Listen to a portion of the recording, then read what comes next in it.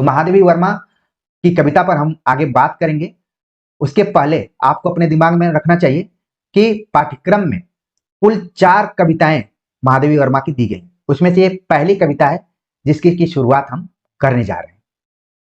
कविता की व्याख्या से पहले हम महादेवी वर्मा से संबंधित कुछ तथ्यों को देखेंगे। इनका जन्म 1907 में फर्रुखाबाद में हुआ था, जो कि उत्तर प्रदेश में है। महादेवी वर्मा की पढ़ाई लिखाई इंदौर और इलाहाबाद में हुई थी। इलाहाबाद में स्थित प्रयाग महिला विद्यापीठ में वे प्रधानाचार्य के पद पर कार्यरत रहे। इनका निधन 1987 ईस्वी में हुआ। महादेवी वर्मा, जहां हम कवयित्री के रूप में इनको जानते हैं, छायावादी कवयित्री के रूप में, छायावादी में भी रहस्यवादी प्रवृत्ति को उन्होंने केंद्र में रखा हुआ है। लेकिन इसके अतिरिक्त इन्होंने सशक्त गद्य लेखन भी किया है। ये इनकी खास विशेषता रही है। और महादेवी वर्मा की जो भी गद्य रचनाएं भाषा के दृष्टिकोण से और विचार के दृष्टिकोण से बहुत ही परिपक्व माने जाते हैं। इनमें श्रृंखला की कड़ियां के लेखों में महादेवी वर्मा ने स्त्री मुक्ति के सवालों को उठाया, और उस समय में इन सवालों को उठाया जब लोगों का ध्यान इधर कम था। हालांकि इसके समानांतर प्रेमचंद जैसे उपन्यासकार, कथाकार स्त्री मुक्ति के सवालों को उठा रहे थे, लेकिन महादेवी वर्मा ने अपना इसमें अहम रोल निभाया है। मैनेजर पांडे ने श्रृंखला की कड़ियां नामक पुस्तक की समीक्षा करते हुए लिखा है कि सिमोन द बोवार के पुस्तक द सेकेंड सेक्स से प्रकाशन से पहले ही महादेवी वर्मा के ये लेख और पुस्तक प्रकाशित हो चुकी थी।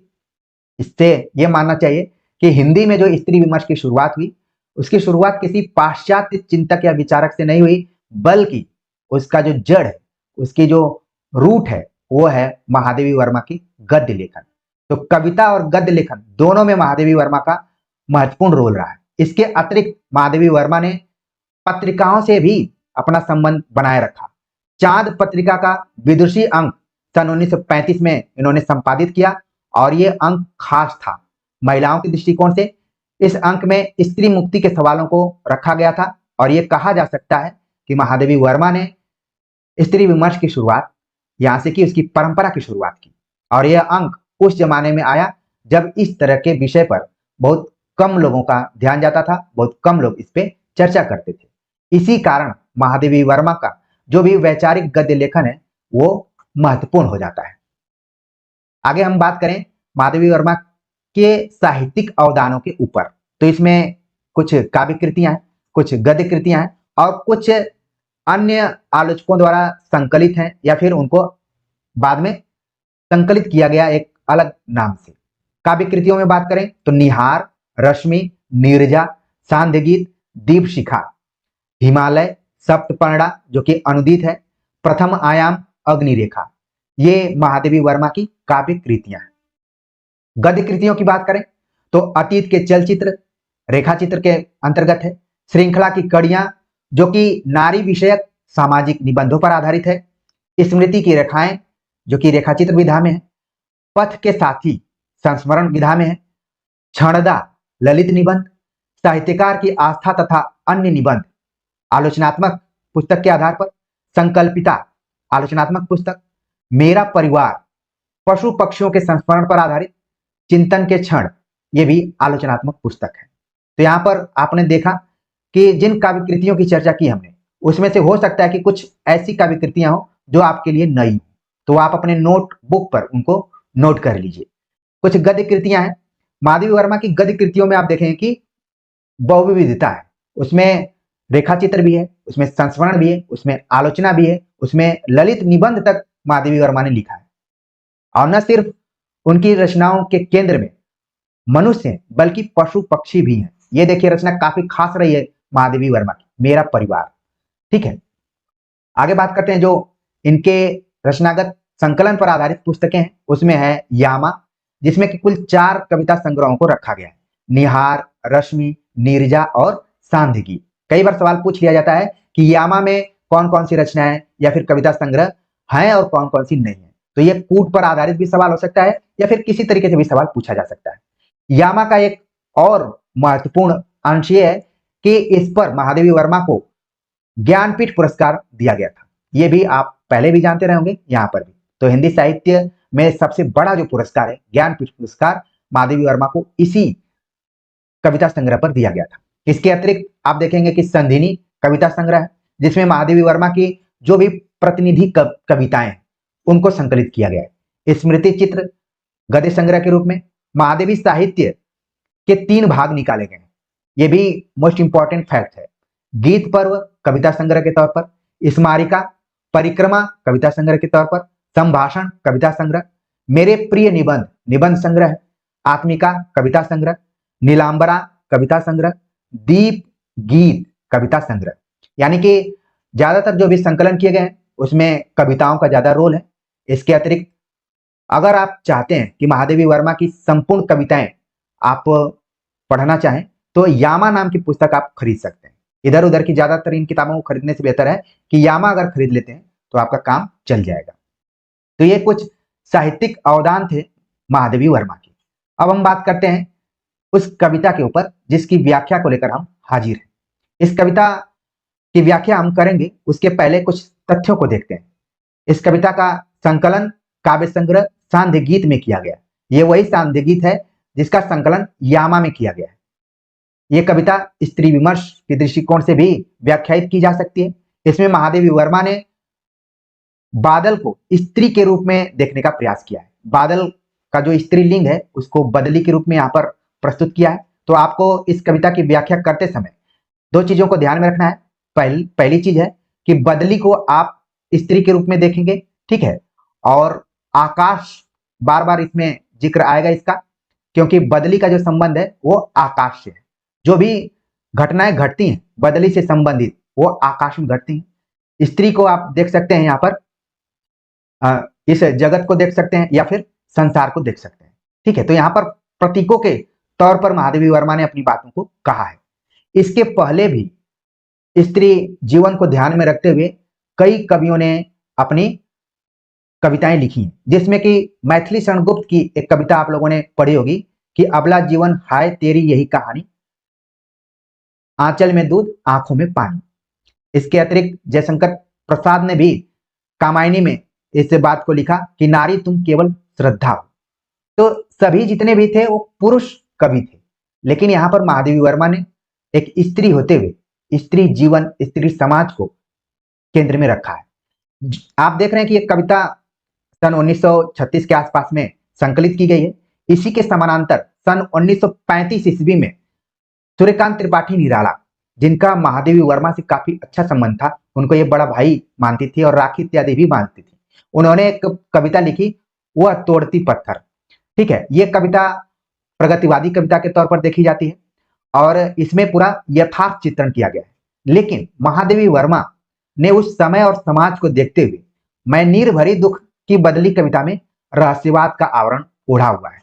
इन्होंने स्त्री के जीवन को तो इस कविता में पूरा रखा है बदली के माध्यम से, आकाश के माध्यम से, लेकिन उसमें यथार्थता नहीं बल्कि रहस्यवाद का पुट दिखाई पड़ता है। तो इन सारी चीजों को आप अपने दिमाग में रखिए। महादेवी वर्मा लिखती हैं कि मैं नीर भरी दुख की बदली। पहली पंक्ति आप देख रहे हैं कि मैं शब्द से शुरू हो रही है और छायावाद की एक खास विशेषता है कि इसमें ज्यादातर कवियों ने मैं शैली को अपनाया है। महादेवी वर्मा लिखती हैं कि मैं नीर भरी दुख की बदली। बदली को स्त्री के तौर पर आपको देखना है। आपको अपने सामने 2 बिंबों को रखना है, एक तो आकाश में जो भी घटनाएं घट रही हैं और उसी का रूपक के तौर पर इस संसार या इस समाज में क्या प्रभाव पड़ रहा है उसको भी आपको ध्यान में रखना है, तब ये कविता आपको अच्छे से समझ में आएगी। महादेवी वर्मा बदली की तुलना या रूपक स्त्री के माध्यम से कर रही हैं। उनका कहना है कि मैं आंसुओं से भरी हुई दुख की बदली हूं। नीर मतलब पानी, भरी दुख की बदली कर महादेवी वर्मा लिखती हैं कि मैं आंसुओं से भरी हुई दुख की बदली हूं। बदली के पहले यहां पर दुख शब्द विशेषण के तौर पर आया हुआ, यानी कि जो स्त्री का जीवन है वो आप देखेंगे कि ज्यादातर दुखों से ही भरा रहता है, इसीलिए उनको लिखना पड़ता है कि मैं नीर भरी दुख की बदली। और यहाँ पर जो मैं शब्द आया हुआ है ये सिर्फ महादेवी वर्मा के दुख से संबंधित प्रस्तुति के लिए नहीं आया है, बल्कि पूरा जो भी स्त्री समाज है उसके लिए जुड़ा हुआ है। मैं का यहाँ पर व्यापक अर्थ है कि मैं नीर भरी दुख की बदली, मैं आंसुओं से भरी हुई दुख की बदली। स्पंदन में चिर निस्पंद बसा, क्रंदन में आहत विश्व हसा। और ऐसा कहा जाता है कि जब बदली आकाश में छाती है या फिर आती है तो ऐसा लगता है कि पूरा जो आकाश का वातावरण है वो न जाने कितने समय से निस्पंद था, स्थिर था। अब उसमें क्या हो रहा है? स्पंदन हो रहा है, उसमें वाइब्रेशन हो रहा है। स्पंदन को आप तब महसूस करेंगे जब अनुकूल वातावरण आने पर आपके रोम रोम खड़े हो जाते हैं, रोमांचित हो जाते हैं। उसको बोला जाता है स्पंदित होना, स्पंदन। मुझे याद आता है कि इसी नाम पर बीएचयू में एक कल्चरल प्रोग्राम हुआ करता था, वार्षिक प्रोग्राम के तौर पर। उसका नाम भी होता था स्पंदन, यानी कार्यक्रमों को देखते हुए आपका रोम रोम रोमांचित हो जाए। तो माधवी वर्मा लिखती हैं कि हमारा जो जीवन है वो आंसुओं से भरी हुई दुख की बदली के समान है, और जब भी आकाश में बदली छाती है तो ऐसा लगता है कि जो आकाश है, जो वातावरण है, ये मानो कितने समय से स्थिर था, उसमें कोई गतिमानता नहीं थी, उसमें कोई स्पंदन नहीं था। क्रंदन में आहत विश्व हसा। और जब बिजली कड़कती है, गरजती है, बादल गरजते हैं वैसे बिजली कड़कती है या फिर तड़कती है, तो ऐसे लगता है कि जो विश्व है उसके कड़कनेपन से, उसके क्रंदन से, उसके रोने से ये विश्व हंस रहा है, यानी कि प्रसन्न हो रहा है। अगर इसको स्त्री दृष्टिकोण से हम देखें तो ऐसा माना जाता है कि स्त्रियों का अक्सर उपहास उड़ाते हुए ये जो संसार है, ये समाज है, अपने को प्रसन्नचित महसूस करता है, अपने को खुश महसूस करता है जब वो कभी रोती है। क्रंदन शब्द यहाँ पर करुणा से है, और आप जब रोते हैं तो उस रोनेपन में भी एक करुणा होती है। ठीक है, वो महसूस हो जाता है कि कौन किस तरीके से। एक तो घड़ियाली आंसू होते हैं, लेकिन एक जो क्रंदन होता है जिसको कि रोदन भी कहा जा सकता है। तो यहाँ पर महादेवी वर्मा ने स्त्री के जीवन को दिखाते हुए साथ में समाज के ऊपर भी नजर रखी हुई है। और आगे लिखती हैं कि नैनों में दीपक से जलते, पलकों में निर्झरी मछली। और जब बिजली चमकती है तो ऐसा लगता है कि उसके चमकने से आकाश में कोई दीपक जला रहा हो। आपको ये दोनों बिंब जरूर ध्यान में रखना है, एक तरफ इस बदली को, दूसरी तरफ आकाश को, फिर स्त्री को, और ये जो समाज है, संसार है। तो जैसे ही बिजली, क्योंकि यहां पर बदली को एक स्त्री के रूप में देखा गया है, तो उसकी आंखों की बात की गई है, उसके क्रंदन की बात की गई है, उसके स्पंदन की बात की गई है, उसके दुखों की बात की गई है। तो यहां पर कहा गया कि नैनों में दीपक से जलते, जब वो चमकती है या फिर कड़कती है तो लगता है कि दीपक जल उठे हैं। पलकों में, पलक शब्द आपके दिमाग में आ गई होगी, यहां पर भी आंखों से ही बात की जा रही है। और कहा जाता है कि मनुष्य जीवन में आंखें एक ऐसे अंग के तौर पर मानी जाती हैं जो कि आपकी पूरी स्थिति को बताने में सक्षम होते हैं। आप कब दुखी हैं, आप कब प्रसन्नचित हैं, आप कब उदास हैं, सारी चीजें आपकी आंखें बता देती हैं। आप में सच्चाई है कि नहीं, आप किसी चीज को छुपा रहे हैं, ये सभी चीजें आंखें बता देती हैं। तो यहाँ पर देखिए, इसीलिए माधवी वर्मा ने इसको खास तौर से यहाँ पर प्रयोग किया कि नैनों में दीपक से जलते, यानी कि जब बदली छाई हुई है और वो चमक रही है, कड़क रही है, तो लग रहा है कि आकाश में कोई दीपक जला रहा है। और पलकों में निर्झरनी मछली, और जब उसकी पलकें खुलती हैं तो ऐसा लगता है कि कोई झरने नुमा वहां पर मचल रहा है या फिर बारिश होने वाली। ठीक है, अक्सर हम बारिश के मौसम का एंजॉय करते हैं, बड़ा खुश भी रहते हैं, चारों तरफ जब घटाएं छाई रहती हैं। तो यहाँ पर जहां एक तरफ हम बदली और आकाश के माध्यम से रहस्य की तरफ जा रहे हैं, वहीं दूसरी तरफ रहस्य का पर्दा हटाते हुए हम स्त्री का इस संसार में, इस समाज में क्या रोल है, क्या स्थिति है, उसके बारे में भी देख रहे हैं। आगे माधवी वर्मा लिखती हैं कि बदली कहती है कि मेरा पग पग संगीत भरा, श्वासों से स्वप्न पराग झरा। बदली का ऐसा मानना है कि उसका कदम कदम संगीत से भरा है, यानी एक कदम रखती है उसमें भी संगीत है, दूसरा, तीसरा, चौथा, यानी कि उसका हर कदम संगीत से भरा है। बिजली जब भी कड़कती है तो उसमें भी एक ध्वनि निकलती है, संगीतात्मक ध्वनि निकलती है। श्वासों से स्वप्न पराग झरा, और जैसे ही धीरे धीरे हवाएं चलती हैं तो ऐसा लगता है कि जो वहां पर वातावरण में पुष्प मौजूद है और उन पुष्पों के ऊपर जो भी धूल है वो क्या हो रहे हैं, झड़ रहे हैं, वहां से हट रहे हैं। तो इससे क्या है, वो फूल भी साफ हो रहा है। यानी कि स्त्रियों को आप देखेंगे समाज में तो उनके बिना ये समाज क्या है, अधूरा है। और कहा भी जाता है कि बिना घरनी के घर जो होता है भूत का डेरा होता है। या आप देखेंगे कि जिस घर में अगर स्त्री नहीं है तो वहां पर कुव्यवस्था फैली रहती है, वहां पर गंदगी भी रहती है, वहां पर साफ सफाई के नाम को तो हमें भूल ही जाना होगा। तो यहां पर क्या है, कुल मिलाकर कहा जा रहा है कि जिस तरीके से आकाश में बदली के छाने से चारों तरफ वातावरण खुशनुमा रहता है और उसके चलने से ऐसा लगता है, चलने से मतलब उसके सक्रिय होने से, उसके श्वास लेने से जो भी धूल धूसरित पुष्प हैं वो भी साफ हो जाते हैं, स्वच्छ हो जाते हैं। और यही नहीं, नभ के नव रंग बुनते दुकुल, छाया में मलय बयार पली। और आकाश में ऐसा लग रहा है कि आकाश नए नए रंगों के माध्यम से उस बदली के लिए दुकुल मतलब दुपट्टा निर्मित कर रहा है। अक्सर आप देखते हैं कि जब मौसम बदली वाला होता है तो इंद्रधनुषी रंग आपको दिखाई पड़ते हैं। और आपने अगर दुपट्टा देखा होगा, देखा ही होगा, तो वो सारे रंग आपको ध्यान में आ गए होंगे। यहाँ पर महादेवी वर्मा ने बदली आकाश के माध्यम से स्त्री का चित्रण करने का प्रयास किया कि जिस तरीके से आकाश में नए नए रंगों के माध्यम से ऐसे लगता है कि बदली के दुपट्टे का निर्माण हो रहा है और उसकी जो छाया में मलय बयार पली, और जो उस दुपट्टे की छाया, ठीक है, या फिर उसके लहरने से जो भी हवा चल रही है उससे इतना आनंदित वातावरण हो गया है कि मानो मलयागिरी से कोई हवा चल रही है, सुगंधित हवा चल रही है। आप लोगों ने बदली वाले मौसम का अच्छा से अनुभव किया होगा, उसी का पूरा चित्रण यहाँ पर महादेवी वर्मा ने किया है। और ये भी कहा जाता है कि जब परिवार में स्त्री खुश होती है और वो अपने सौंदर्य प्रसाधन के साथ मौजूद होती है तो वातावरण बहुत ही खुशनुमा होता है और अच्छा होता है।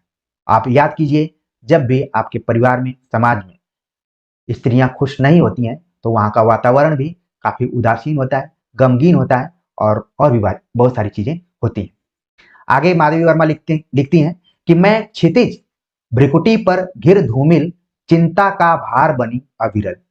और आगे लिखती हैं कि क्षितिज, जैसा कि आप जानते हैं, जहां पर पृथ्वी और आकाश मिले हुए, बल्कि क्षितिज का उसको अंतरिक्ष कहते हैं, ये क्षितिज है, मतलब इसको भी आकाश के रूप में, कि जब आकाश में बदली छाती है और धुआंनुमा चारों तरफ वातावरण बना होता है तो भ्रिकुटी पर एक चिंता सी बन जाती है कि अब बदली होगी। ठीक है, ये भी है, इसका एक अर्थ ये भी निकाला जा सकता है कि जैसे आप कहीं निकले हुए हैं और बदली का मौसम है तो उस मौसम का आप इंजॉय तो करते हैं, लेकिन दूसरी तरफ आपको चिंता भी होती है कि ये मौसम कब तक ऐसा बना रहेगा।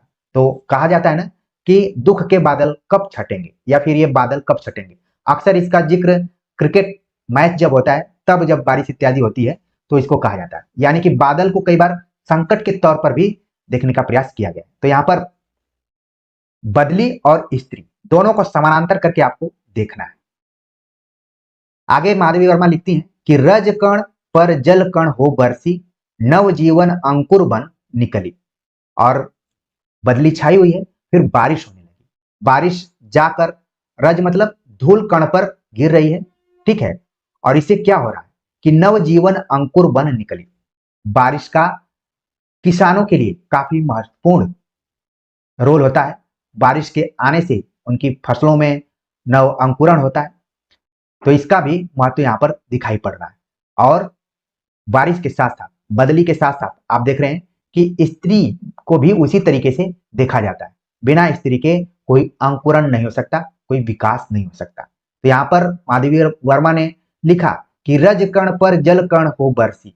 इस धरा के ऊपर जो भी धूल है उनके ऊपर जल कण के रूप में बरसी, और उसके बरसने से कुछ गलत नहीं हुआ, बल्कि नव जीवन, नया जीवन अंकुरित हुआ, बन निकली, नव जीवन अंकुर बनकर निकली। यही नहीं, पथ को न मलिन करता आना, पद चिन्ह न दे जाता जाना।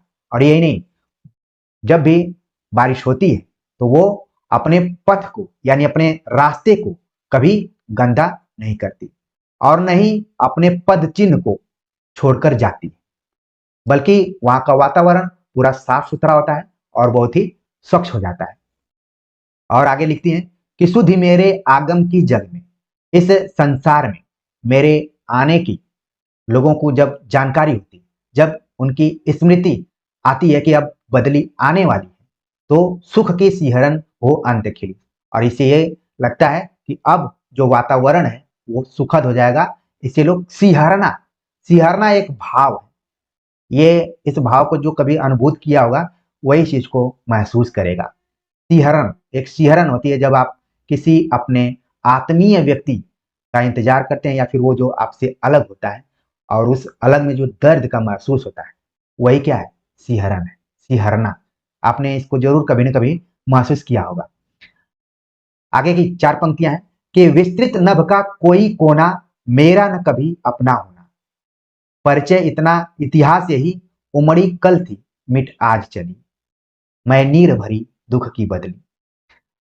सारी चीजें ऊपर की पंक्तियों में बताई गई बदली के माध्यम से स्त्री जीवन और समाज को लेकर, लेकिन अंत में जो स्त्री जीवन की जो पीड़ा है, जो कष्ट है, जो दुख है, जो दर्द है, उसको महादेवी वर्मा ने यहाँ पर प्रस्तुत कर दिया। लिखा उन्होंने कि विस्तृत नभ, ये नभ जो है विशाल है, विस्तृत नभ का कोई कोना मेरा न कभी अपना होना। देखने में तो ये जो आकाश है बहुत विस्तृत है, लेकिन जब हम देखते हैं कि अपना इसमें क्या है तो दिखाई पड़ता है कि अपना कुछ नहीं। ठीक है, हम हमारा इस यहाँ पर कोई अस्तित्व नहीं है, इस समाज में हमारा कोई अस्तित्व नहीं है।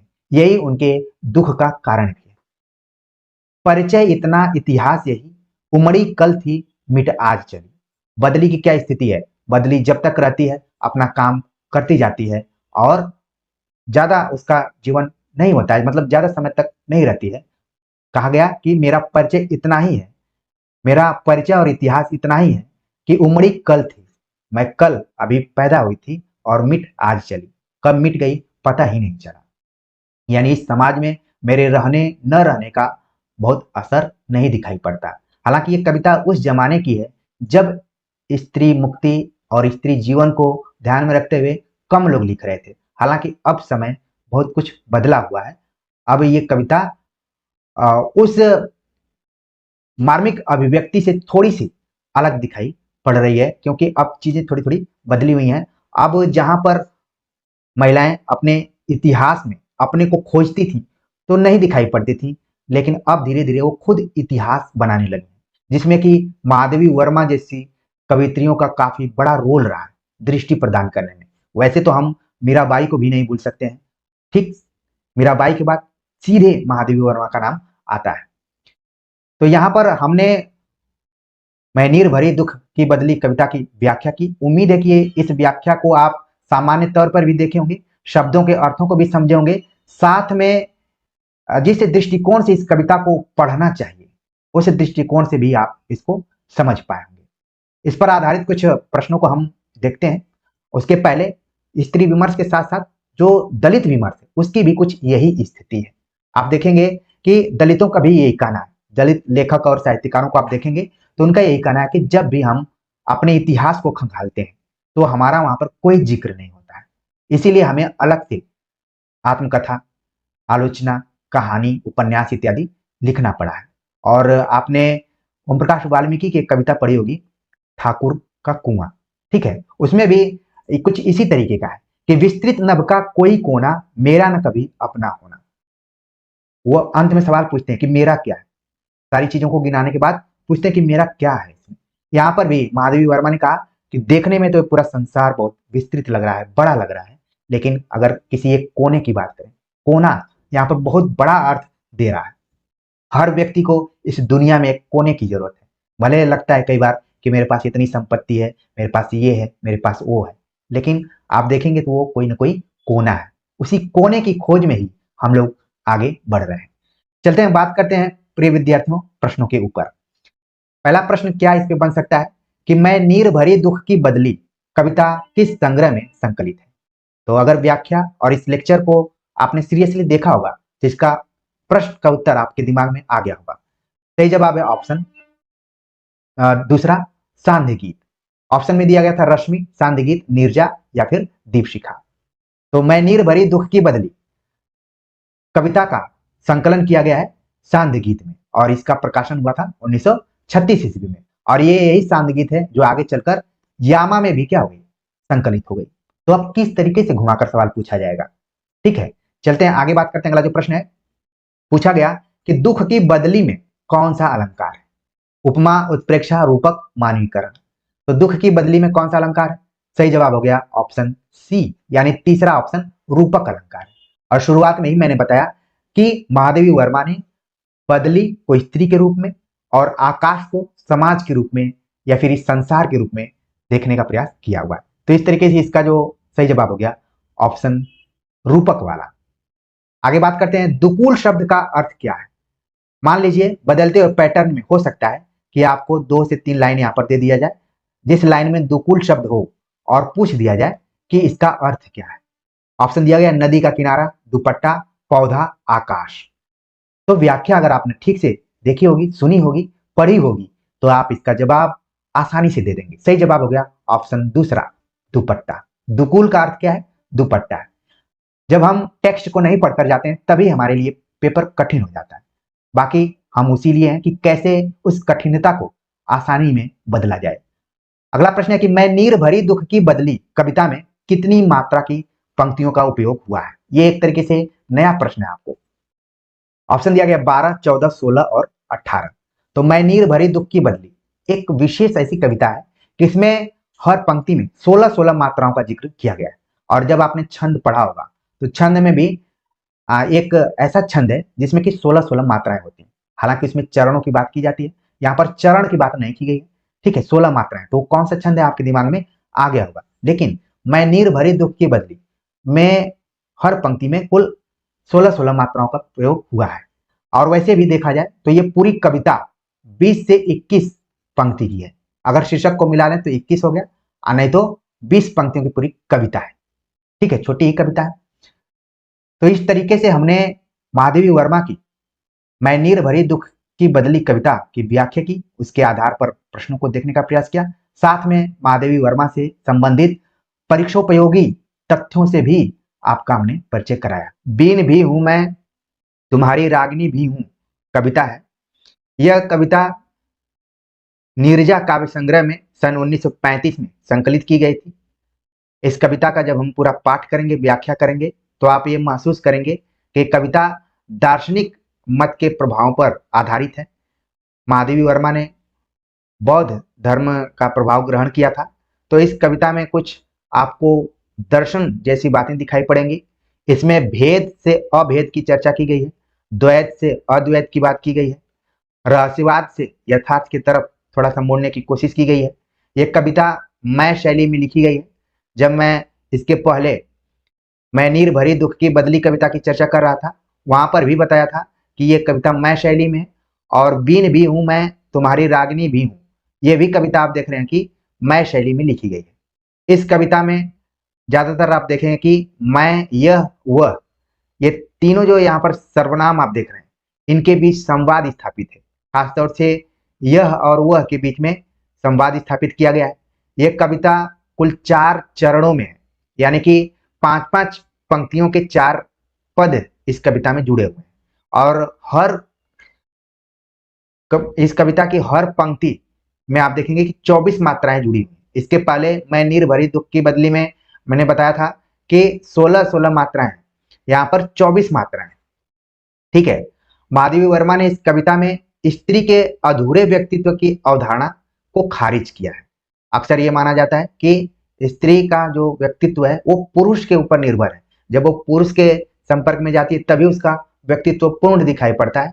लेकिन इस कविता के माध्यम से आप देखें कि महादेवी वर्मा ने जितने भी शब्दों का प्रयोग किया है, जैसे कि आप देख रहे हैं कि बीन, रागिनी, ठीक है, नींद, जागृति, ठीक, प्रलय, शाप, वरदान, कूल, कूलहीन, प्रवाहिनी, जितने भी शब्द आप देख रहे हैं इसमें 95% से ऊपर के शब्द आपको स्त्रीलिंग दिखाई पड़ेंगे। ठीक है, तो यहाँ पर इन्हीं शब्दों के माध्यम से महादेवी वर्मा ने स्त्री जीवन की भी अभिव्यक्ति इसमें की है और द्वैत से अद्वैत की तरफ जाने की कोशिश की है। ठीक है, और ये बताया गया है कि इस समाज के लिए सिर्फ पुरुष नहीं बल्कि स्त्रियों की भी जरूरत है और स्त्री पुरुष दोनों एक ही सिक्के के दो पहलू हैं। ठीक है ना। तो देखिए कविता की शुरुआत कैसे हो रही है कि बीन भी हूं मैं तुम्हारी रागिनी भी हूं, यानी कि बीन का अर्थ यहाँ पर बीड़ा। बीड़ा में आप जानते हैं कि कुछ तार लगे रहते हैं, उनसे झंकृत कुछ ध्वनियां निकलती हैं जो कि संगीत का रूप धारण करती हैं, अलग अलग रागों में उनको बजाया जाता है।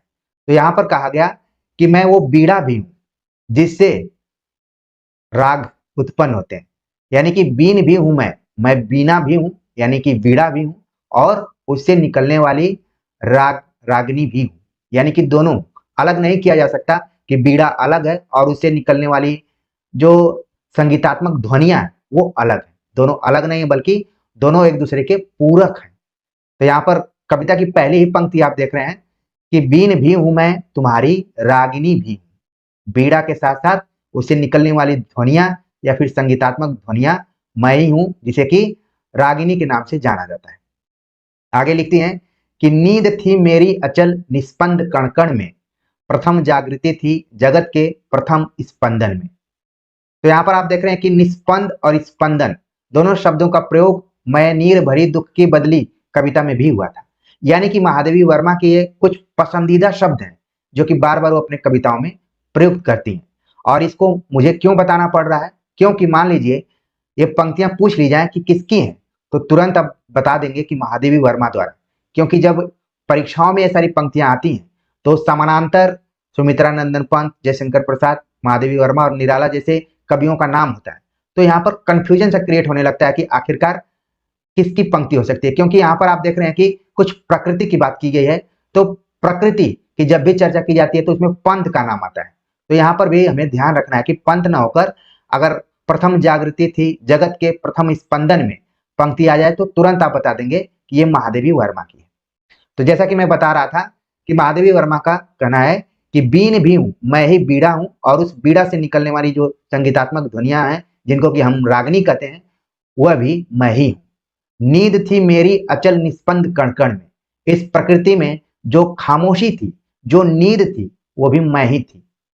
प्रथम जागृति थी और नींद के बाद जब खामोशी टूटती है तो जो हलचल उत्पन्न होती है जिसको हम जागृति कहते हैं, वो जागृति मैं ही थी जगत के प्रथम स्पंदन में। इस संसार में जो कुछ पहली घटना घटती है, फिर पहली हलचल होती है, वो मैं ही थी, उसको जगाने वाली मैं ही थी और कोई दूसरा नहीं था। प्रलय में मेरा पता पद चिन्ह जीवन में, अगर प्रलय भी आया तो मैं ही थी और प्रलय के बाद भी अगर कुछ चीजें बची चिन्ह के तौर पर तो जीवन में जो भी चीजें दिखाई पड़ती हैं वो भी मैं ही हूं। यानी कि आप देख रहे हैं कि अंतर विरोधी चीजें यहां पर है। एक तरफ आप देखेंगे कि विरोधात्मक शब्दों का प्रयोग किया गया है, जहां प्रलय है वहीं जीवन है, जहां नींद है वहीं जागृत, मतलब कि ये सभी शब्द एक दूसरे के पूरक हैं।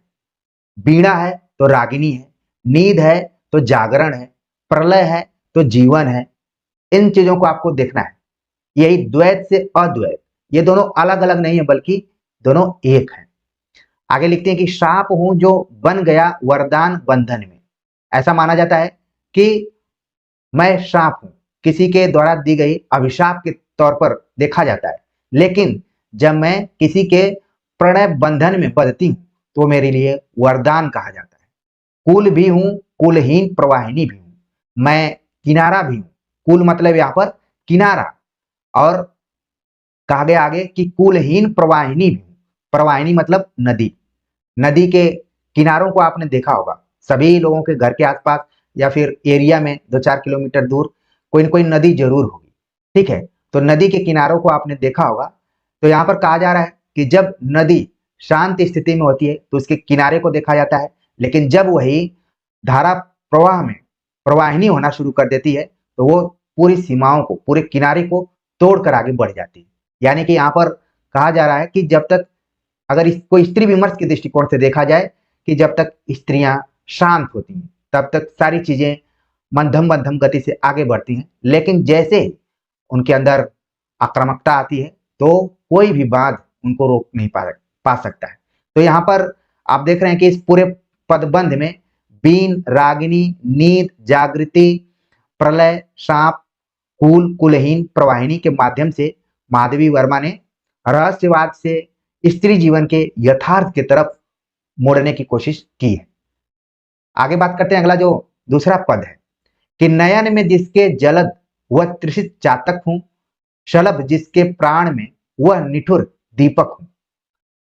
यहां पर देखिए चातक पक्षी का जिक्र किया गया है। यह ऐसा पक्षी है जो एक खास समय का इंतजार करता है और उस इंतजार में है कि नयन में जिसके आंखों में वह बादल है, वह त्रिषित प्यासी या फिर प्यासा चातक मैं ही हूं।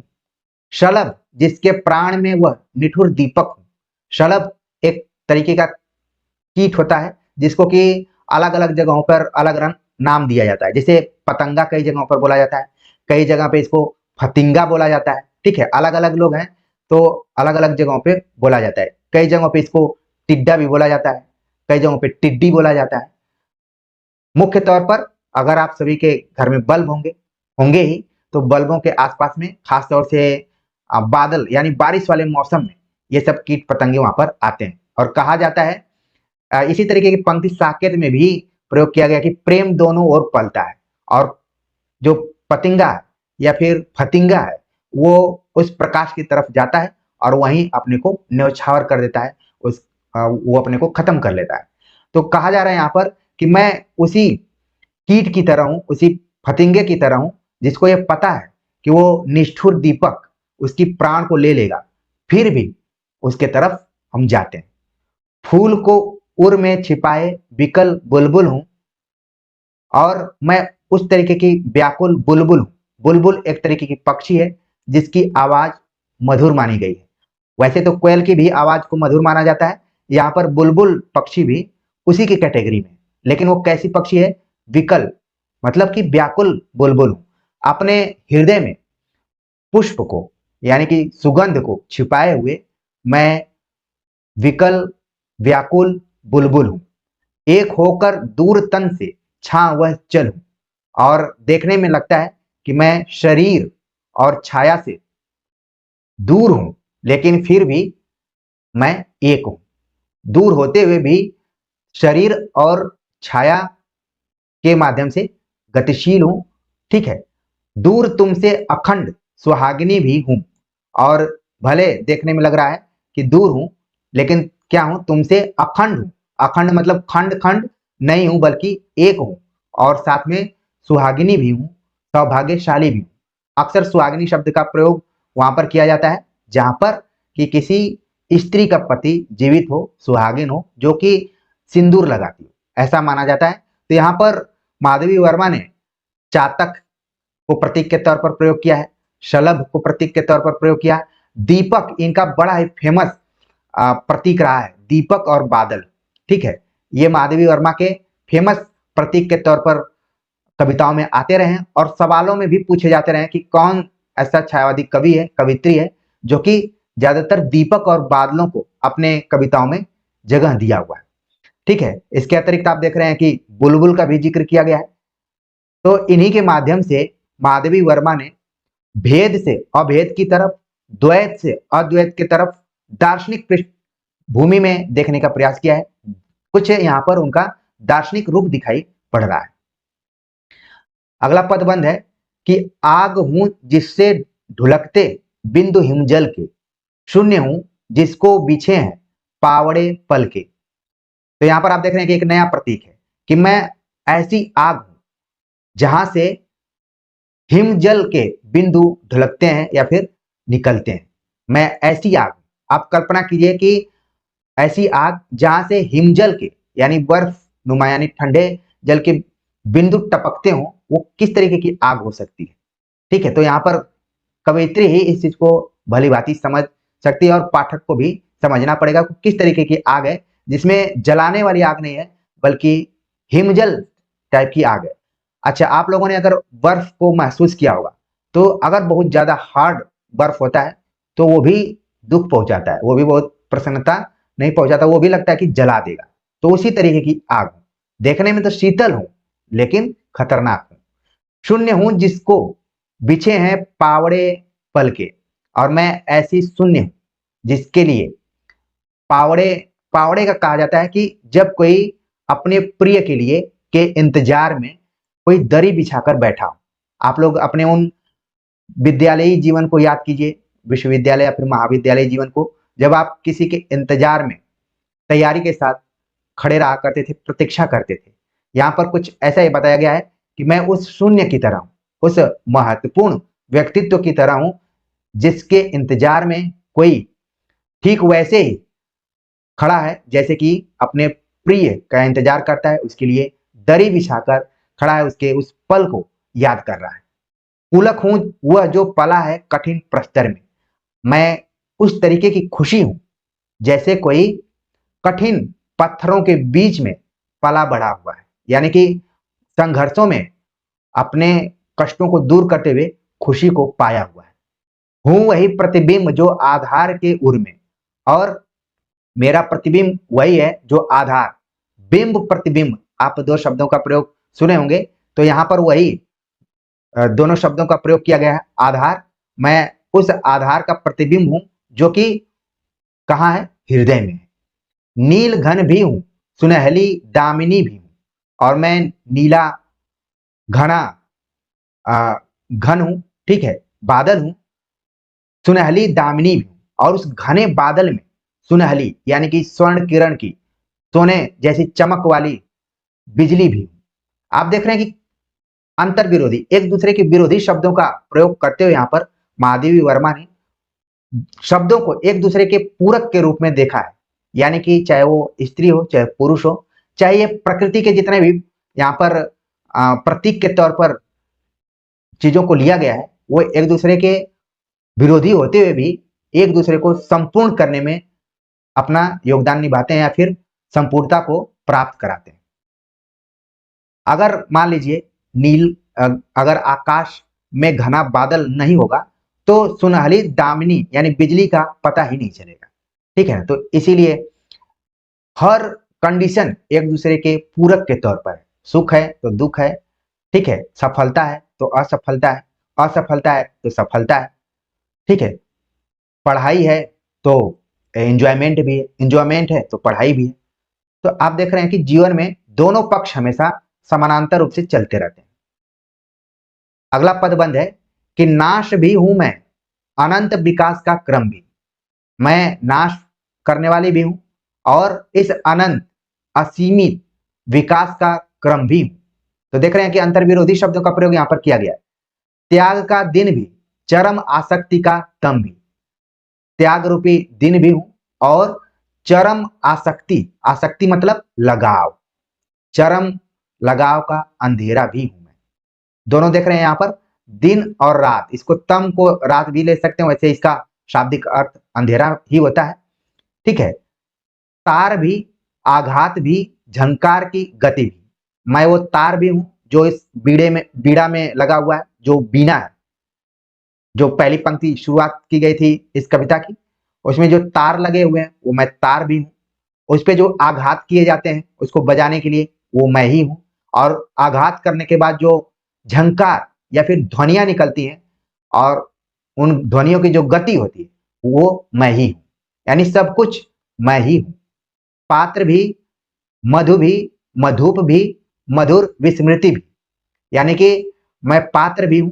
पात्र यहाँ पर कैरेक्टर से नहीं है बल्कि उसे बर्तन से रिलेटेड है, जिसमें कोई मधु पीता है और मधु पीने वाला, और पीने के बाद मधुर विस्मृतियों में खोज जाने वाला। यहाँ पर आप इस पंक्ति को देखिए कि मैं वही पात्र भी हूं, मधु भी हूं। मधु मतलब जो मधुशाला शब्द का प्रयोग हरिवंश राय बच्चन ने किया, मधु मतलब जो जिसको हम बोलते हैं हनी, ठीक है। तो उस वो मधु भी हूं और मधुप, यहाँ पर मधुप शब्द का प्रयोग आप देख रहे हैं कि मधु को पीने वाला, बहुत लोगों का नाम भी होता है मधु, मधुप को भंवरा भी कहा जाता है, ठीक है। तो इसको अगर हम थोड़ा मनुष्य के दृष्टिकोण से देखें तो आप देख रहे हैं कि मधुप मतलब मधु को पीने वाला, और पीने के बाद मधुर विस्मृतियों में खो जाने वाला मैं ही हूं, यानी कि मुझे अलग नहीं किया जा सकता। जो लोग अलग अलग द्वैत करके देखते हैं, ऐसी बात नहीं है। सारी चीजें क्या है, एक दूसरे के भेद को मिटाने वाली हैं, अभेद है, अद्वैत है।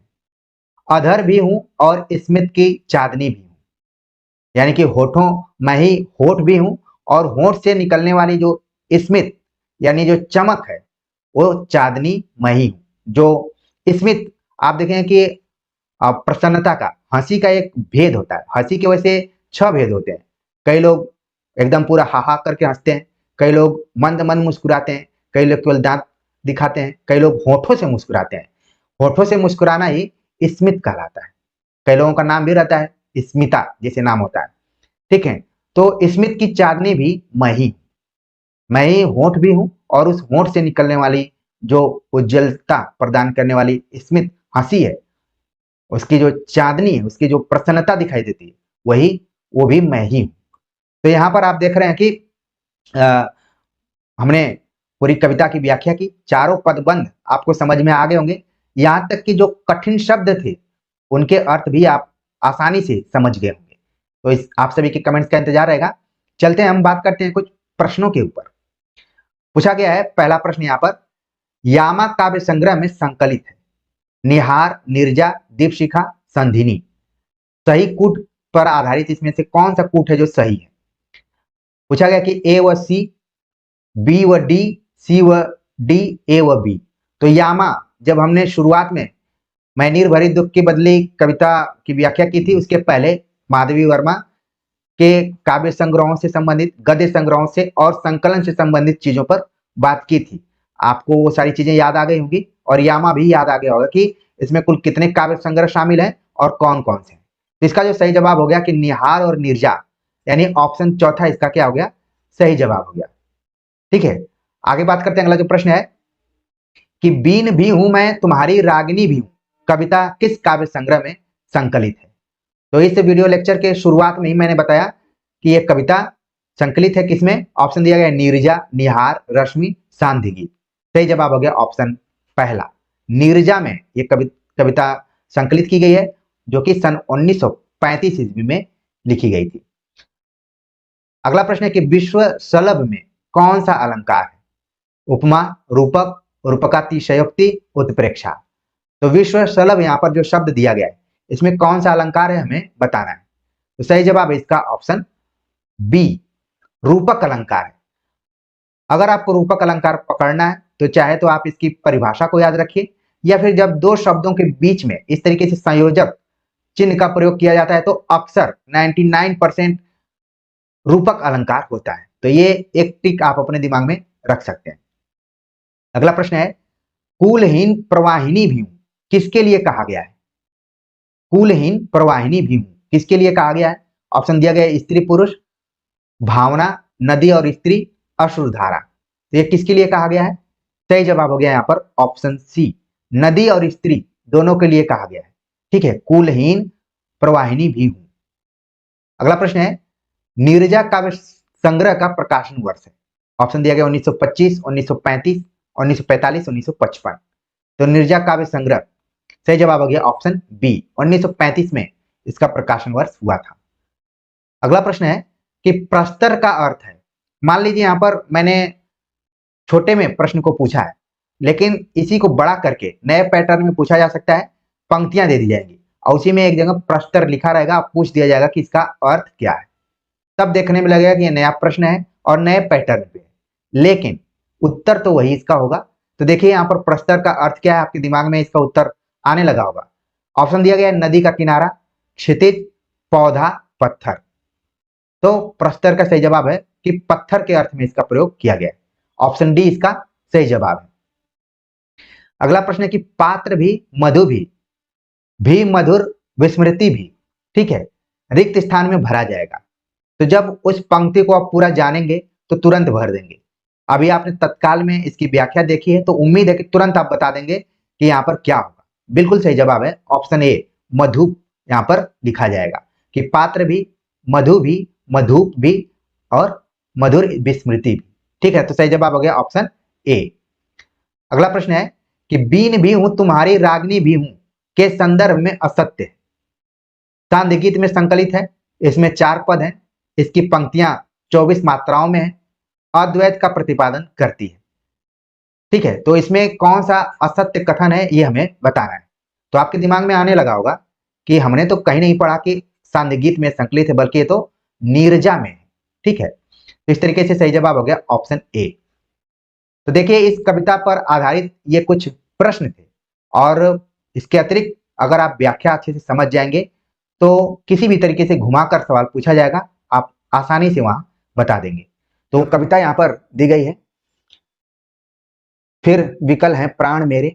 ये कविता महादेवी वर्मा के काव्य संग्रह सांध्य गीत में संकलित की गई है, जो कि सन 1936 में प्रकाशित हुआ था। और इस कविता का जो निहितार्थ है वो इस प्रकार है कि इस कविता के माध्यम से महादेवी वर्मा ने अपनी सीमित दुनिया के घेरे को तोड़कर स्त्री अनदेखी अनजानी दुनिया को देखना चाहती है का मूल प्रतिपाद्य किया है। इसके अतिरिक्त उन्होंने इस कविता के माध्यम से यह दिखाने का प्रयास किया है कि स्त्री ने अपना लक्ष्य तय कर लिया है और वह आगे बढ़ने के लिए व्याकुल है।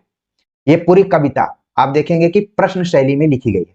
इसके पहले की कविताओं को हमने देखा तो सामान्य तौर पर कविताएं थी, लेकिन इस कविता में जो महादेवी वर्मा है या फिर कवित्री, उन्होंने सवालों को उठाया है, उनके मन में जो भी व्याकुलता है उसको उन्होंने सामने रखने का प्रयास किया है। और इस कविता को देखने के बाद अक्सर आलोचकों ने इसे रहस्यवादी कविता के तौर पर देखा है, जिसमें कि राम कुमार वर्मा की एक खास बात आप लोगों के दिमाग में आ गई होगी कि छायावाद की परिभाषा देते हुए उन्होंने लिखा था कि आत्मा का परमात्मा में और परमात्मा का आत्मा में जो भी मिलन की बात की गई है वो छायावादी कविताएं कही जा सकती हैं।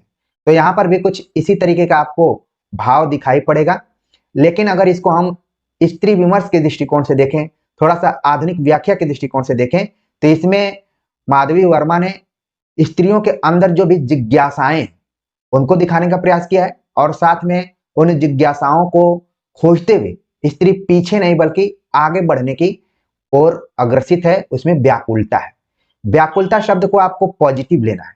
जैसे आप तैयारी कर रहे हैं तो आपके अंदर एक व्याकुलता होनी चाहिए कि मैं किस तरीके से अपने सिलेबस को कवर कर लूं, कैसे पढ़ाई करूं कि ये चीजें क्लियर हो जाएं, पूरी हो जाएं। अगर ये व्याकुलता या फिर व्यग्रता नहीं होगी तो इसका मतलब है कि आप उस परीक्षा को लेकर सीरियस नहीं है, गंभीर नहीं। तो देखिए, मेन बात मैंने इस कविता के बारे में बता दी है। अब हम लाइन बाय लाइन इस कविता की व्याख्या करेंगे।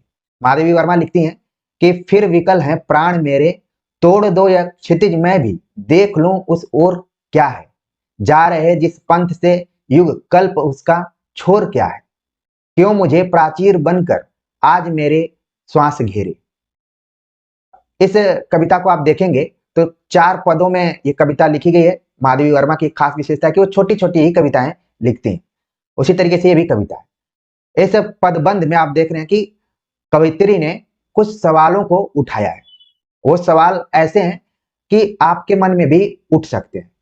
वो लिखती हैं कि फिर विकल है प्राण मेरे, जो भी मेरी चेतना है उसमें उसके अंदर व्याकुलता है। क्या व्याकुलता है कि तोड़ दो या क्षितिज मैं भी देख लूं उस ओर क्या है। क्षितिज का मतलब जहां पृथ्वी और आकाश दोनों का मिलन बिंदु है, उसको एक तरीके से संबोधित करते हुए कवित्री के मन में आ रहा है कि उस ओर क्या है, उनके अंदर जिज्ञासा है। और रहस्यवाद की पहली विशेषता यह बताई जाती है कि अज्ञात के प्रति जिज्ञासा का भाव ही रहस्यवाद है। जैसे आप याद कीजिए, जब गांव में नई नवेली दुल्हन आती है पहले जमाने में, तो घूंघट वो निकाली रहती थी, तो लोगों के मन में एक जिज्ञासा होती थी कि आखिरकार ये किस तरीके की होगी, और लोगों के मन में एक रहस्य छुपा रहता था कि आखिरकार ये कैसी होगी। अब तो समय बदल गया है। तो कहने का मतलब है कि माधवी वर्मा का यह मानना है कि कोई आवरण है जिसको कि हटाने की जरूरत है। तोड़ दो यह क्षितिज मैं भी देख लूं उस ओर क्या है। आप याद कीजिए, जब आप गर्मी के दिनों में अपने छत पर लेटे हुए हो और आप ऊपर देख रहे हो, आसमान की तरफ देख रहे हो, क्षितिज की तरफ देख रहे हो, तो आपके मन में जिज्ञासा उत्पन्न होती है। अक्सर लोग कहा करते थे कि इसके उस पार स्वर्ग की कल्पना की गई, तो मन में आता था कि स्वर्ग कैसा होगा। यहाँ पर भी कुछ इसी तरीके से कवयित्री के मन में सवाल उत्पन्न हो रहा है और व्याकुलता है कि तोड़ दो या क्षितिज, मैं भी देख लूं उस ओर क्या है। मतलब जिस ओर देखना चाह रही हैं उसके तरफ क्या है, इसके लिए उस पर्दे को, उस आवरण को हटाना पड़ेगा। कारण क्या है कि जा रहे हैं जिस पंथ से, युग कल्प उसका छोर क्या है, उसका अंत क्या है, कि जिस तरफ लोग युगों युगों से जा रहे हैं, अभी तक उन प्रश्नों का समाधान नहीं हुआ, जिज्ञासाओं का अंत नहीं हुआ। क्यों मुझे प्राचीर बनकर आज मेरे श्वास घेरे, आज मेरी जो चेतना है वो ऐसे लग रहा है कि मैं इस चारदीवारी में बंद, और तमाम तरीके के प्रश्न इसमें उठ रहे हैं। तो देखिए, जब महादेवी वर्मा इस तरह की कविताएं लिख रही थी, क्योंकि ये स्त्री थी और इनका जो समय है समाज, उसमें उस जमाने में खुलकर कविताएं या फिर अपने स्त्री जीवन को खुलकर ये प्रस्तुत नहीं कर रही थी, बल्कि रहस्यवाद का ये आवरण उसमें रख रही थी। इसी तरीके से जैनेन्द्र की एक कहानी है पत्नी, आप लोगों ने पढ़ा होगा। उसमें जो मुख्य पात्र है कालीचरण, वो एक स्वाधीनता सेनानी है और वो देश को आजाद कराने के लिए किस तरीके से रणनीति बनाना है सब करता है। उसका एक ग्रुप होता है और उसकी पत्नी है सुनंदा। आपने जरूर इस कहानी को पढ़ी होगी। सुनंदा एक स्त्री के रूप में है और कालीचरण की एक खास बात यह है कि वो बार बार कहता है कि मुझे भारत माता को आजाद कराना है, भारत माता को आजाद कराना है। इस पर सुनंदा के मन में एक दिन सवाल आता है उसके मन में कि कालीचरण आखिरकार किस भारत माता को आजाद कराने की बात कर रहा है। एक स्त्री जो इस चार दीवारी में पहले से ही कैद है, उसको तो ये आजाद नहीं करा पाया, तो भारत माता, किस भारत माता को आजाद कराना चाहता है। तो स्त्री के मन में उठने वाले सवालों को यहाँ पर जैनेन्द्र ने कैच करने की कोशिश की है, पकड़ने की कोशिश की है। और ठीक आप यहाँ पर देख रहे हैं कि जो इस कविता का निहितार्थ है कि अपनी सीमित दुनिया को के घेरे को छोड़कर या तोड़कर स्त्री उस अज्ञात दुनिया को देखना चाहती है, जिसको कि अब वो नहीं देख अभी तक नहीं देख पाई है, और उसने ये लक्ष्य अपना बना लिया है कि उसको कैसे आगे बढ़ना है। तो यहाँ पर देखिए, महादेवी वर्मा ने भी इन्हीं बातों से कहा कि मेरे मन में बेचैनी है और मैं चाहती हूँ कि उस क्षितिज को तोड़ना पड़ेगा कि उसके उस तरफ क्या है, उस बॉर्डर के तरफ क्या है, जहां पर लोग सदियों से, युगों युगों से उसके तरफ जा रहे हैं, उसका अंत क्या है, कहीं उसकी कोई सीमा है कि नहीं है। और ऐसा लगता है कि वो किसी चार दीवारी में कैद करके रखी गई हैं, उस सीमा को वो क्रॉस नहीं कर पा रही हैं। अब इसको आप अगर रहस्यवादी दृष्टिकोण से इसकी व्याख्या करेंगे तो वही आत्मा का परमात्मा से मिलन, परमात्मा का आत्मा से मिलन वाली बात आने लगेगी। तो हमने कहानी के माध्यम से और इन पंक्तियों के माध्यम से आपके दिमाग में व्याख्या को बैठाने की कोशिश की है। उम्मीद है कि अच्छा लग रहा होगा। अगले पद बंद पे हम बात करें तो महादेवी वर्मा लिखती हैं कि सिंधु की निसीमता पर लघु लहर का लाश कैसा, दीप लघु सिर पर धरे आलोक का आकाश कैसा, दे रही मेरी चिरंतनता क्षणों के साथ फेरे। दूसरे पदबंध में सवाल उठाती हैं। एक कोटेशन आपने ये भी सुना होगा कि छायावाद की खास विशेषता है कि स्थूल के प्रति सूक्ष्म का विद्रोह। यहां पर बताएगा कि जिस तरीके से समुद्र असीमित है और उस पे जो लघु लहर है उसका नृत्य कैसा है, यहाँ पर लास्ट शब्द का प्रयोग नृत्य के लिए किया गया है। तो यहाँ पर कवित्री ने वहां पर दिखाने का प्रयास किया कि किस तरीके से समुद्र जो कि असीमित है लेकिन उसमें छोटी छोटी लहरें उठ रही हैं और लग रहा है कि वो नृत्य कर रही हैं।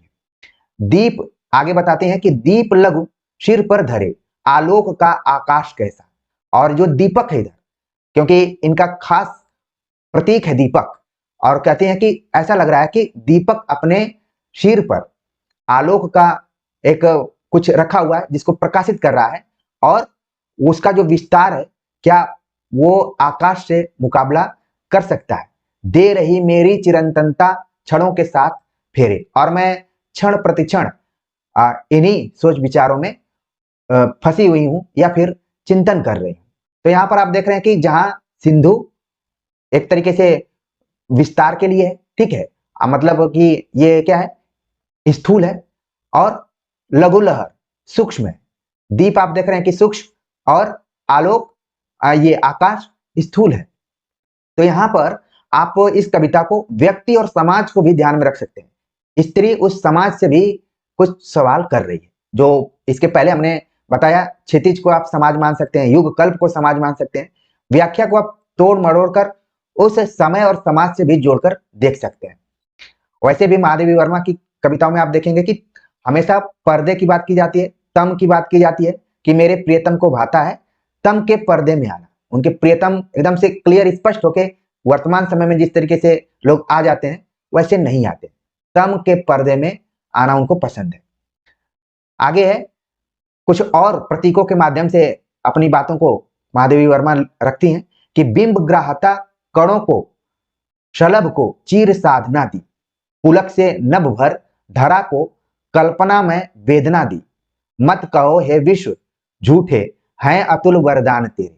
विश्व को संबोधित करते हुए उस बड़े फलक व्यापक जो भी दुनिया है या फिर समाज है उसको संबोधित करती हुई कहती हैं कि आप सभी झूठे हैं, और कहते हैं कि जो कुछ है उसको वरदान के रूप में, जिसकी कोई तुलना ना हो, अतुल वरदान तेरे। ये आपके अतुल वरदान के रूप में आपने जो इसका झूठा प्रचार किया है।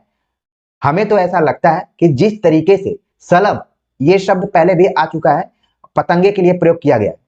सलभ उन बिंबों को ग्रहण करने के लिए चीर साधना करता है दीपक के सामने, या फिर जहां भी प्रकाश को देखता है उसको ये पता होता है कि मैं उसके पास जाऊंगा तो मेरा हश्र क्या होगा, लेकिन फिर भी वो जाता है, वो लगातार वहां जाने की साधना करता है।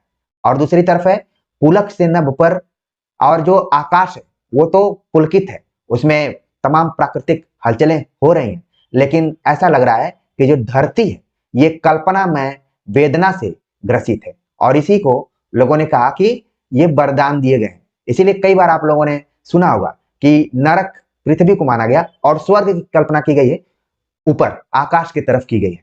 तो यहाँ पर ये भी आपके दिमाग में व्याख्या बैठनी शुरू हो गई होगी। आप इसको आत्मा परमात्मा वाले कॉन्सेप्ट से भी जोड़ सकते हैं, व्यक्ति और समाज से भी जोड़ सकते हैं, और जो नॉर्मली इसकी व्याख्या लाइन बाय लाइन हो सकती है उसको भी जोड़कर देख सकते हैं। आखिरी जो पदबंध है कि नभ डूबा पाया न अपनी बाढ़ में भी क्षुद्र तारे, ढूंढने करुणा मृदुल घन चीर कर तूफान हारे, अंत के तम में बुझे क्यों आदि के अरमान मेरे। अंत में आप देख रहे हैं कि कवित्री अपने उस हताशा और निराशा को यहाँ पर जाहिर कर रही हैं कि तमाम कोशिशों के बाद भी जो नभ है वो क्षुद्र तारे, यानी जो छोटे छोटे तारे थे उनको अपने विस्तार बाढ़नुमा जो भी क्षेत्र रहा है उसमें भी डुबा नहीं पाया, समा नहीं पाया। और दूसरी तरफ जो तूफान है वो भी इस बादल के करुणा और मृदुल जो भी ध्वनियां हैं या फिर उसकी मिठास है या फिर उसका जो स्वभाव है उसको भी हरा नहीं पाए, खुद हार गए। और ऐसा लगता है कि अंत के तम में बुझे क्यों।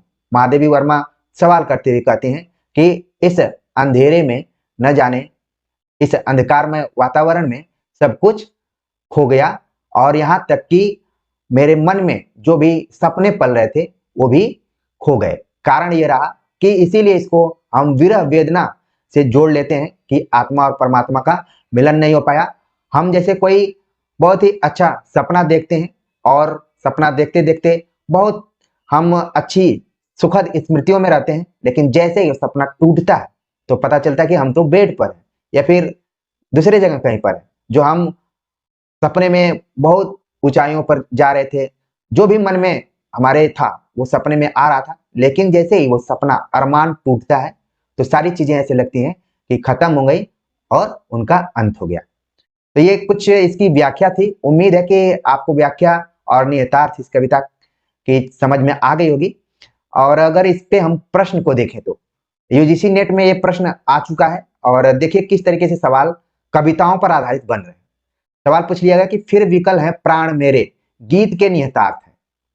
4 ऑप्शन दिए गए हैं कि स्त्री आगे बढ़ने के लिए पुरुष का संबल चाहती है, अपने सीमित दुनिया के घेरे को तोड़कर स्त्री अनदेखी अनजानी दुनिया को देखना चाहती है, अपनी यात्रा के तिमिराच्छन्न हो जाने की कल्पना करके स्त्री अकेले यात्रा आरंभ करना नहीं चाहती, स्त्री ने अपना लक्ष्य निर्धारित कर लिया है और वह आगे बढ़ने के लिए व्यग्र है।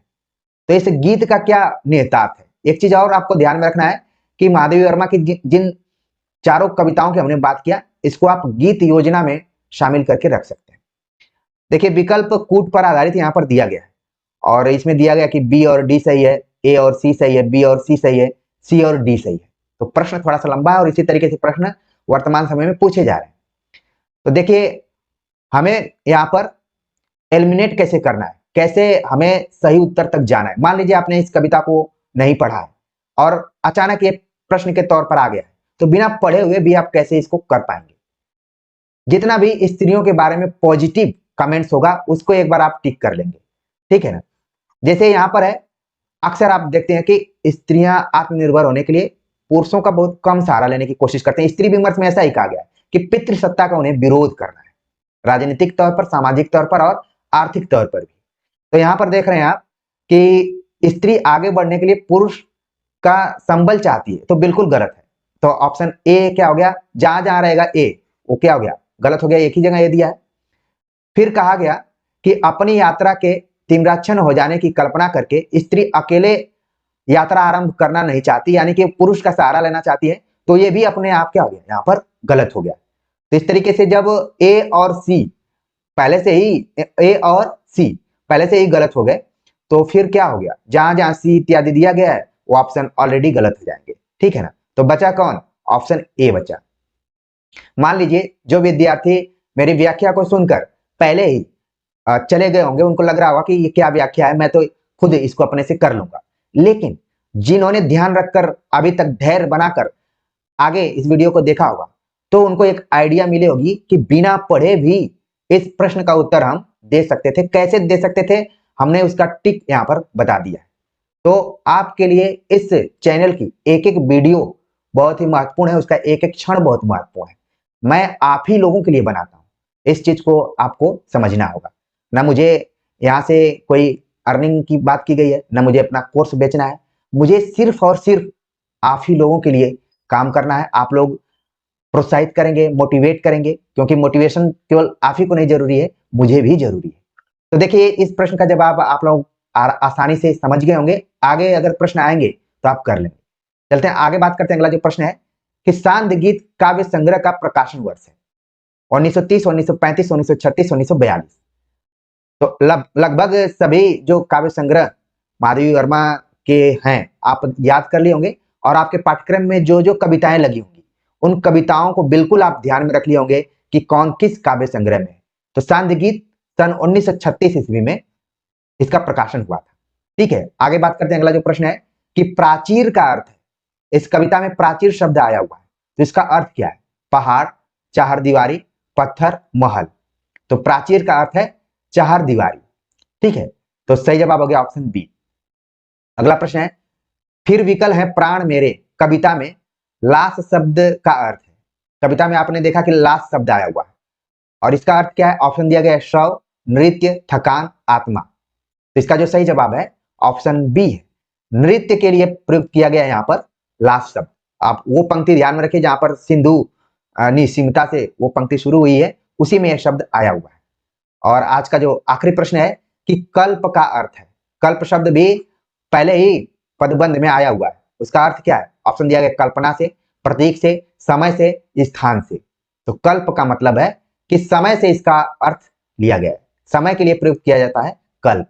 इसको कई बार हम युग भी बोलते हैं, ठीक है। लोग बोलते हैं ना कि युगों युगों से चला आ रहा है, और युगों में ही कल्प का थोड़ा और उसमें बड़ा रोल है, ठीक है ना। तो ये कविता आप लोगों के लिए समर्पित है। अब आपके दिमाग में यह सवाल उठ रहा होगा कि कैसे ये कविता हमारे लिए समर्पित है। तो जब हम कविता की व्याख्या करेंगे तो बातें और क्लियर होंगी।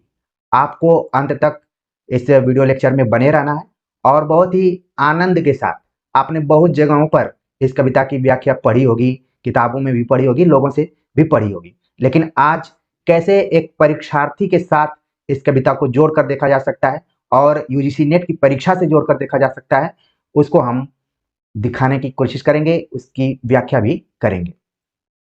तो सबसे पहले हम देखते हैं इस कविता का जो शीर्षक है, यह मंदिर का द्वीप। यह माधवी वर्मा के काव्य संग्रह दीप शिखा में संकलित किया गया है और इस पूरी कविता में दो चीजें बार बार आपको ध्यान में रखनी है, मंदिर और दीप। दीप को इस मंदिर में साधक के प्रतीक के तौर पर महादेवी वर्मा ने प्रस्तुत किया है और एक कविता छोटे छोटे 4 चरणों में यानी 4 पदों में लिखी गई है। और इसके पहले भी आपने दोनों जो कविताओं को देखा था, वो भी कविताएं छोटी ही थी और छोटे छोटे चरणों में बटी हुई थी। अब ये कविता जब हम पढ़ेंगे तो आप देखेंगे मंदिर शब्द का यहाँ पर प्रयोग किया गया है और जितने भी विद्यार्थी यहाँ पर जुड़े हैं उसमें अधिकतर का संबंध मंदिर से जरूर हुआ होगा। वो किसी न किसी अपने आध्यात्मिक देव या इष्ट देव के मंदिर में गए होंगे।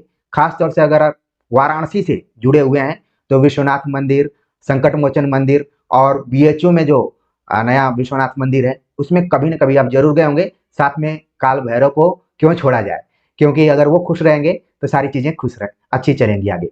तो कहने का मतलब है कि आपके दिमाग में मंदिर का एक चित्र या फिर बिंब उपस्थित हो गया होगा कि जब आप मंदिर में जाते हैं तो क्या क्या वहाँ का वातावरण होता है, कैसा वहाँ का माहौल होता है और जो भी भक्त हैं उनको आप किस तरीके से देखते हैं। मैं भी समय समय पर मंदिर इत्यादि में जाता रहता हूँ। जहां मैं मंदिर को एक आस्था के रूप में देखता हूँ, वहीं स्त्री दृष्टिकोण से मैं मंदिर को स्वतंत्रता का भी स्थल मानता हूँ। क्योंकि मैं वहां पर जब जाता हूँ तो देखता हूँ कि गांव से वो सारी महिलाएं निकल कर आती हैं जो कि कुछ चीजों के लिए बाहर जाना उनके लिए मना रहता है या फिर कभी कभार ही निकलती हैं, लेकिन मंदिर के नाम पर उनको बाहर जाने का मौका भी मिलता है। तो वो पूजा दर्शन भी करती हैं और साथ में खाने पीने के लिए जो भी उनके मन में इच्छा रहती है और उसको खाती पीती हैं, एंजॉय भी करती हैं, सेल्फी भी लेती हैं और साथ में वहां पर अगर मेला इत्यादि लगा है तो उसका भी पूरा लुत्फ उठाती हैं। कई जगहों पर झूला इत्यादि भी लगा रहता है। तो ये क्योंकि ये मैं दृश्य देखता हूँ और न सिर्फ मैं देखता हूँ बल्कि आप लोग भी इन दृश्यों को देखे होंगे। तो मंदिर एक व्यापक अर्थ में यहाँ पर प्रयुक्त किया गया है। और दूसरा शब्द यहाँ पर है दीप। इन दोनों का जिक्र कोई कवि ही कर सकता है, कोई कवयित्री ही कर सकती है। सामान्य व्यक्ति मंदिर को आस्था की जगह मान सकता है, दीपक को जलाता तो है लेकिन उसके महत्व को वो अपने सीमित अर्थों तक ही देखता है। लेकिन एक कवयित्री ने, महादेवी वर्मा ने किस तरीके से इन दोनों को देखा है, उस पूरी कविता में उसकी चर्चा की गई है। महादेवी वर्मा की इस कविता को पढ़ते हुए आप अपने दिमाग में एक तरफ मंदिर को रखेंगे और दूसरे तरफ दीप को रखेंगे और साथ में क्योंकि आप परीक्षाओं की तैयारी कर रहे हैं तो आपके लिए मंदिर आपका स्टडी रूम है और दीप आप खुद हैं। तो इससे भी जोड़ कर देखना है कि जिस तरीके से मंदिर में दीप की स्थिति है उसी तरह आपके घर में आपकी स्थिति है। आप अगर पढ़ रहे हैं तो आप अपने घर के, अपने कुल के, अपने परिवार के दीपक हैं। वो कैसे हैं पूरी व्याख्या में हम देखेंगे। तो माधवी वर्मा लिखती हैं, यह मंदिर का दीप, इसे नीरव जलने दो। यह मंदिर का दीप है, इसे खामोशी के साथ जलने दो, इसको डिस्टर्ब मत करो। आपने दीप को जरूर देखा होगा और खासतौर से हम दीपावली जो शब्द बना हुआ है इसी से बना हुआ है। और जब हम मंदिरों में जाते हैं तो उसमें से हमारे पास पूजा पाठ की तमाम सामग्रियां होती हैं, लेकिन दीप की एक खास विशेषता है। बिना दीप की सारी सामग्रियां अधूरी सी हैं। महादेवी वर्मा को लिखना पड़ता है कि यह मंदिर का दीप, इसे नीरव, नीरव मतलब खामोशी से जलने दो। और प्रिय विद्यार्थियों, आप भी जब अपनी तैयारी करते हैं, पढ़ते हैं, तो आप हल्ला करके नहीं पढ़ते हैं, आपको भी खामोशी के साथ ही पढ़ना है। जोड़कर देखिए, तब आपको लगेगा कि सही मायने में साहित्य को या फिर कविताओं को कैसे पढ़ना है। ठीक है, तो मंदिर का दीप है, इसे खामोशी के साथ जलने दो। रजत शंख घड़ियाल, स्वर्ण वंशी बीड़ा स्वर, गए आरती वेला को शत शत लय से भर। अब मंदिर के पूरे वातावरण को महादेवी वर्मा ने प्रस्तुत किया है कि क्या है। रजत शंख घड़ियाल मतलब कि चांदी के रंग के शंख हैं और घड़ियाल है, सोने के रंग की वंशी है और बीड़ा, इन सभी के स्वर सुनाई पड़ते हैं। कहीं शंख बज रही है, कहीं बंशी बज रही है, कहीं बीड़ा बज रही है, जिसमें जिसको आनंद आ रहा है। और फिर आरती की वेला, मंदिरों में आरतियां भी की जाती हैं और ये माना जाता है कि अगर आप मंदिर में आरती के समय उपस्थित हो गए तो आपका मंदिर जाना सफल हो गया। तो आरती के बेला में सत सत लय से भर, यानी कि शंख, घड़ियाल, वंशी, बीड़ा आरती के समय में सत सत संगीतों से, सैकड़ों संगीतों से उसको गुंजायमान कर रही हैं, उसको एकदम से संगीत से भर रही हैं। और जब था कल कंठों का मेला, बिहसे उपल तिमिर था खेला। दूसरा यहाँ पर दूसरी स्थिति आप देख रहे हैं। पहली स्थिति ये है कि मंदिर में दीपक जल रहा है और पूरा माहौल एकदम संगीतमय है। दूसरी स्थिति यहाँ पर पैदा हो रही है कि संगीतमय के साथ साथ लोग भजन भाव में लगे हुए हैं, अपना भजन भाव कर रहे हैं, जो भी उनके इष्ट देव हैं उनके नामों को ले रहे हैं। अक्सर आपको याद आता होगा, मैं संकट मोचन इत्यादि जाता हूं तो क्योंकि भक्त खामोशी के साथ पूजा भी करते हैं, लेकिन समय समय पर कोई हर हर महादेव, जय श्री राम इस तरीके से नारा भी लगाता है, तो साथ में सारे लोग उसमें बोलना शुरू कर देते हैं। और हनुमान चालीसा तो आप लोगों ने पढ़ा ही होगा। तो कहने का मतलब है कि लोग न सिर्फ शंख, घड़ियाल, वंशी, वीणा इत्यादि से उस आरती में अपने को सम्मिलित कर रहे हैं, बल्कि अपने कंठों का प्रयोग करते हुए, अपने सस्वर वाचन का प्रयोग करते हुए वहां पर उपस्थित हैं। और यहाँ पर उपस्थित होने के बाद क्या है कि ऐसे लग रहा है कि बिहसे उपल तिमिर था खेला, और ऐसे लग रहा है कि उस अंधेरे वातावरण में सारी जितनी भी मूर्तियां हैं, पत्थरों की मूर्तियां हैं, वो सब भी प्रसन्नचित हो रही हैं, खुश हो रही हैं। और अब तो एआई का जमाना चल गया है, और अभी हमने देखा कि जब श्री राम जी की मूर्ति स्थापना हुई थी तो उसमें भी आंखें इधर उधर हो रही थी। आप लोगों ने भी रील्स को देखा होगा। तो अब जमाना थोड़ा बदल रहा है, लेकिन यहाँ पर ये महादेवी वर्मा की कल्पना है, ऐसे वो मान रही हैं। देखिए ये कल्पना कहाँ जाकर साकार हुई है, वर्तमान समय में जाकर साकार हुई है। उनका मानना है कि लोगों के इतने भक्ति भाव वातावरण के कारण मन जो मूर्तियां हैं उनमें भी एक तरीके से जान सी आ गई है। लेकिन अब ये वातावरण खत्म हो जाता है। अब मंदिर में इष्ट अकेला, इसे अजीर का शून्य गलाने को गलने दो। अब क्या है कि सभी लोग पूजा पाठ करके अपने अपने घर जा चुके हैं। अब मंदिर में अकेला कौन बचा है? जिस इष्ट देव की पूजा करने के लिए आए हुए थे वो इष्ट देव क्या है? बचा हुआ है। अब दीप ही उसके साथ है, और कहा गया कि ये जो दीप है इसे अजीर का, अजीर यहाँ पर जो शब्द प्रयोग किया गया है ये आंगन के अर्थ में है, यानी कि जो मंदिर का एक आंगन बना हुआ है, दीप जल रहा है। महादेवी वर्मा लिखती हैं कि सभी लोग पूजा पाठ करके अब अपने अपने गंतव्य स्थलों पर चले गए हैं। मतलब कि धीरे धीरे रात होने वाली है, पूजा का समय खत्म हो गया है, और इष्ट देव अकेले वहां पर मौजूद हैं, और सिर्फ अगर कोई जल रहा है तो खामोशी से ये दीप जल रहा है। इस आंगन को अगर इसको प्रकाशित करना है तो इस शून्य में, शून्य मतलब जो अंधेरे को अगर हटाना है, उसको गलाना है, तो फिर इस दीप को जलने दो। इस अंधेरे को गलाने के लिए इस दीपक को भी गलने दो या फिर जलने दो। तो यहां पर देखिए ये तो हम इसकी व्याख्या कर दिए, लेकिन आप इस व्याख्या को अपने से कैसे जोड़ेंगे? आप भी जब तैयारी करने जाते हैं तो आप अपने पास जिस तरीके से पूजा की सामग्रियों को मंदिरों के लिए रखा जाता है, उसी तरीके से आप तमाम अपने नोट्स, बुक्स, किताबें, मेरे जैसे यूट्यूब चैनल्स को आप देखते हैं। और जब भी वातावरण शांत होता है, घर परिवार के लोग खा पी कर खर्राटा लेने की स्थिति में पहुंच जाते हैं, तो भी आप उस दीपक की तरह, उस दीप की तरह धीरे धीरे रात भर खामोशी के साथ पढ़ते हैं, क्योंकि आपका कोई ना कोई टारगेट होता है। वो आप अपने टारगेट को जब कंप्लीट करते हैं तो जो आपका आंगन है वो खुशियों से भर जाता है। तो इसको अपने से भी आपको जोड़ना है, और बाकी व्याख्या तो मुझे लग रहा है कि आप लोगों को बिल्कुल समझ में आ रही होगी। अब बात करते हैं दूसरी पदबंध के ऊपर। अब यहाँ पर बताया कि लोग पूजा पाठ करके आ गए और जा जा भी चुके हैं, और साथ में अब केवल मंदिर है और दीप है।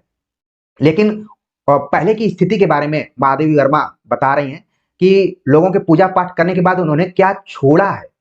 चरणों से चिन्हित अलिंद की भूमि सुनहली, प्रणत शिरों के अंक लिए चंदन की दहली।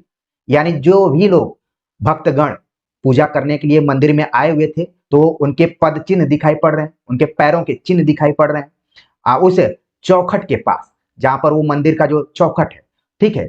और लोगों के द्वारा अपने माथे पर जो भी उन्होंने लगाया है, लेप लगाया है, और लेप लगाने के बाद चंदन का लेप लगाया हुआ है, और उस चौखट पर उन्होंने अपने माथा को टेका है। प्रिय विद्यार्थियों, आपने देखा होगा अपने जीवन में कि मंदिर एक ऐसी जगह है जहां लोग नतमस्तक होते हैं, वहां झुकते हैं। वैसे तो कहा जाए झुकने के लिए तो लोग झुकने के लिए कहीं तैयार नहीं होते हैं, लेकिन मंदिर एक ऐसी जगह है जहां पर बड़े से बड़े लोग किसी भी एरिया में हो वो वहां पर झुकता है। और हमने तो ये भी देखा है कि लोग देख ही देखा भी झुकते हैं। मुझे याद है कि मैं एक बार संकट मोचन में गया हुआ था। वैसे बीए के दौरान हम सभी का एक ग्रुप था कि मंगलवार और शनिवार को हम लोग संकट मोचन जरूर जाते थे। सबसे ज्यादा अगर मैं बनारस के किसी मंदिर में गया तो संकट मोचन में गया। तो वहां पर कई बार भक्तगण एक दूसरे को देखते भी हैं। इसी से पता चलता है श्रद्धा भाव किसके अंदर कितना है। मान लीजिए कोई व्यक्ति कहीं लेट रहा है तो उसको देखकर भी लोग लेटना शुरू कर दिए। कोई बहुत ही कठिन मेहनत करके उसे ईश्वर इष्ट देव के पास पहुंचना चाहता है तो लोग भी उसी तरीके की कोशिश करते हैं। तो यहाँ पर भी कुछ ऐसा ही वातावरण है कि लोगों के आने के बाद पूरा वहां पर उनके पद चिन्ह दिखाई पड़ रहे हैं और जो भी उन्होंने पूजा पाठ करने के समय में अपने मस्तक पर चंदन का लेप लगाया है वो भी चौखट पर, मंदिर के चौखट पर लग गया है। इसके अतिरिक्त क्या स्थिति है? झरे सुमन बिखरे अक्षत सिर। और यही नहीं बल्कि चारों तरफ फूल झरे हुए दिखाई पड़ रहे हैं, फैले हुए हैं। और अक्षत, अक्षत एक खास चीज है जिसको कि चावल के नाम से भी हम जानते हैं, जो कि पूजा पाठ में प्रयोग किया जाता है, उसको फेंका जाता है। अक्षत के बिना भी पूजा अधूरी ही मानी जाती है। और पुष्प, आप बनारस के मंदिरों में जाएंगे तो आपको दुकानें भी मिल जाएंगी, सारी चीजें वहां पर मिल जाती हैं। तो चारों तरफ देखा जा रहा है कि चौखट के आसपास में फूल बिखरे हुए हैं, अक्षत भी फेंके गए हैं वहां पर। इसके अतिरिक्त क्या है? धूप अर्घ्य, धूप मतलब धूप बत्ती, अर्घ्य दिया गया है, नैवेद्य और जो भी पूजा पाठ की सामग्री है जो अपरिमित है, क्योंकि हर भक्त ये चाहता है कि हम यहाँ पर अपना बेस्ट कुछ देने की कोशिश करें जिससे कि संतुष्टि हो। पूजा पाठ करने से एक चीज और होती है कि हमें संतुष्टि मिलती है। जब आप पढ़ाई करते ऊब जाते हैं तो आप बीएचयू कैंपस के विश्वनाथ मंदिर में चले जाते हैं या फिर जहां भी आप पढ़ रहे होंगे आसपास में मंदिर इत्यादि तो होते ही हैं। और न चाहते हुए भी आप देखते हैं कि वहां पर जरूर मन को शांति मिलती है। इसलिए मेरे मन में भी कभी कभी आता है। तो मैं उस तरीके के बहुत कट्टर भक्तगणों में तो नहीं आता हूँ, लेकिन समय समय पर जाता रहता हूँ। और वही दृश्य देखने के लिए जो महादेवी वर्मा यहाँ पर दृश्य प्रस्तुत कर रही हैं, इन्हीं दृश्यों को देखने के लिए मैं भी जाता हूँ। तो देखिए यहाँ पर सारी चीजों के बारे में महादेवी वर्मा ने बता दिया कि वहां पर किस तरीके का वातावरण बना है पूजा पाठ करने के बाद का। इसके बाद क्या है कि तम में सब होंगे अंतर्निहित। जो भी पूजा पाठ की गई अब धीरे धीरे अंधेरा छाने लगा है, यानी कि रात की तरफ समय जाने लगा है। तो सभी ये सारी चीजें किसमें अंतर्निहित हो जाएंगी? सब में समाएंगी, वो हो जाएगा रात में। सबकी अर्चित कथा इसी लव में पलने दो। लेकिन दूसरी तरफ वो दीपक जो है वो जल रहा है और महादेवी वर्मा का कहना है कि जितने भी पूजा पाठ की यहाँ पर सामग्रियां थी बढ़ते हुए अंधेरे में वो समा जाएंगी, लेकिन सबकी, जिन जिन लोगों ने पूजा पाठ के दौरान पूजा अर्चना की, अपने मन की बातें की, उन सारी चीजों का अगर कोई अब प्रतिनिधि के तौर पर बचा हुआ है तो वह है दीपक। यानी कि उस मंदिर में इष्ट देव से अगर कोई बातचीत कर रहा है तो वो दीपक बातचीत कर रहा है।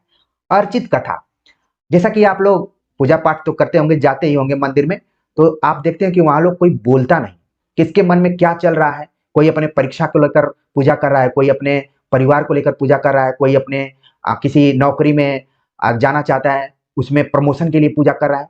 पूजा पाठ के भी अलग अलग मांगे हैं। इस तरीके से कोई पूजा, इसलिए कोई बोलता नहीं वहां पर। तो इसी को कहा गया अर्चित कथा। ठीक है, तो ये पदबंध भी आपको समझ में आ गया होगा।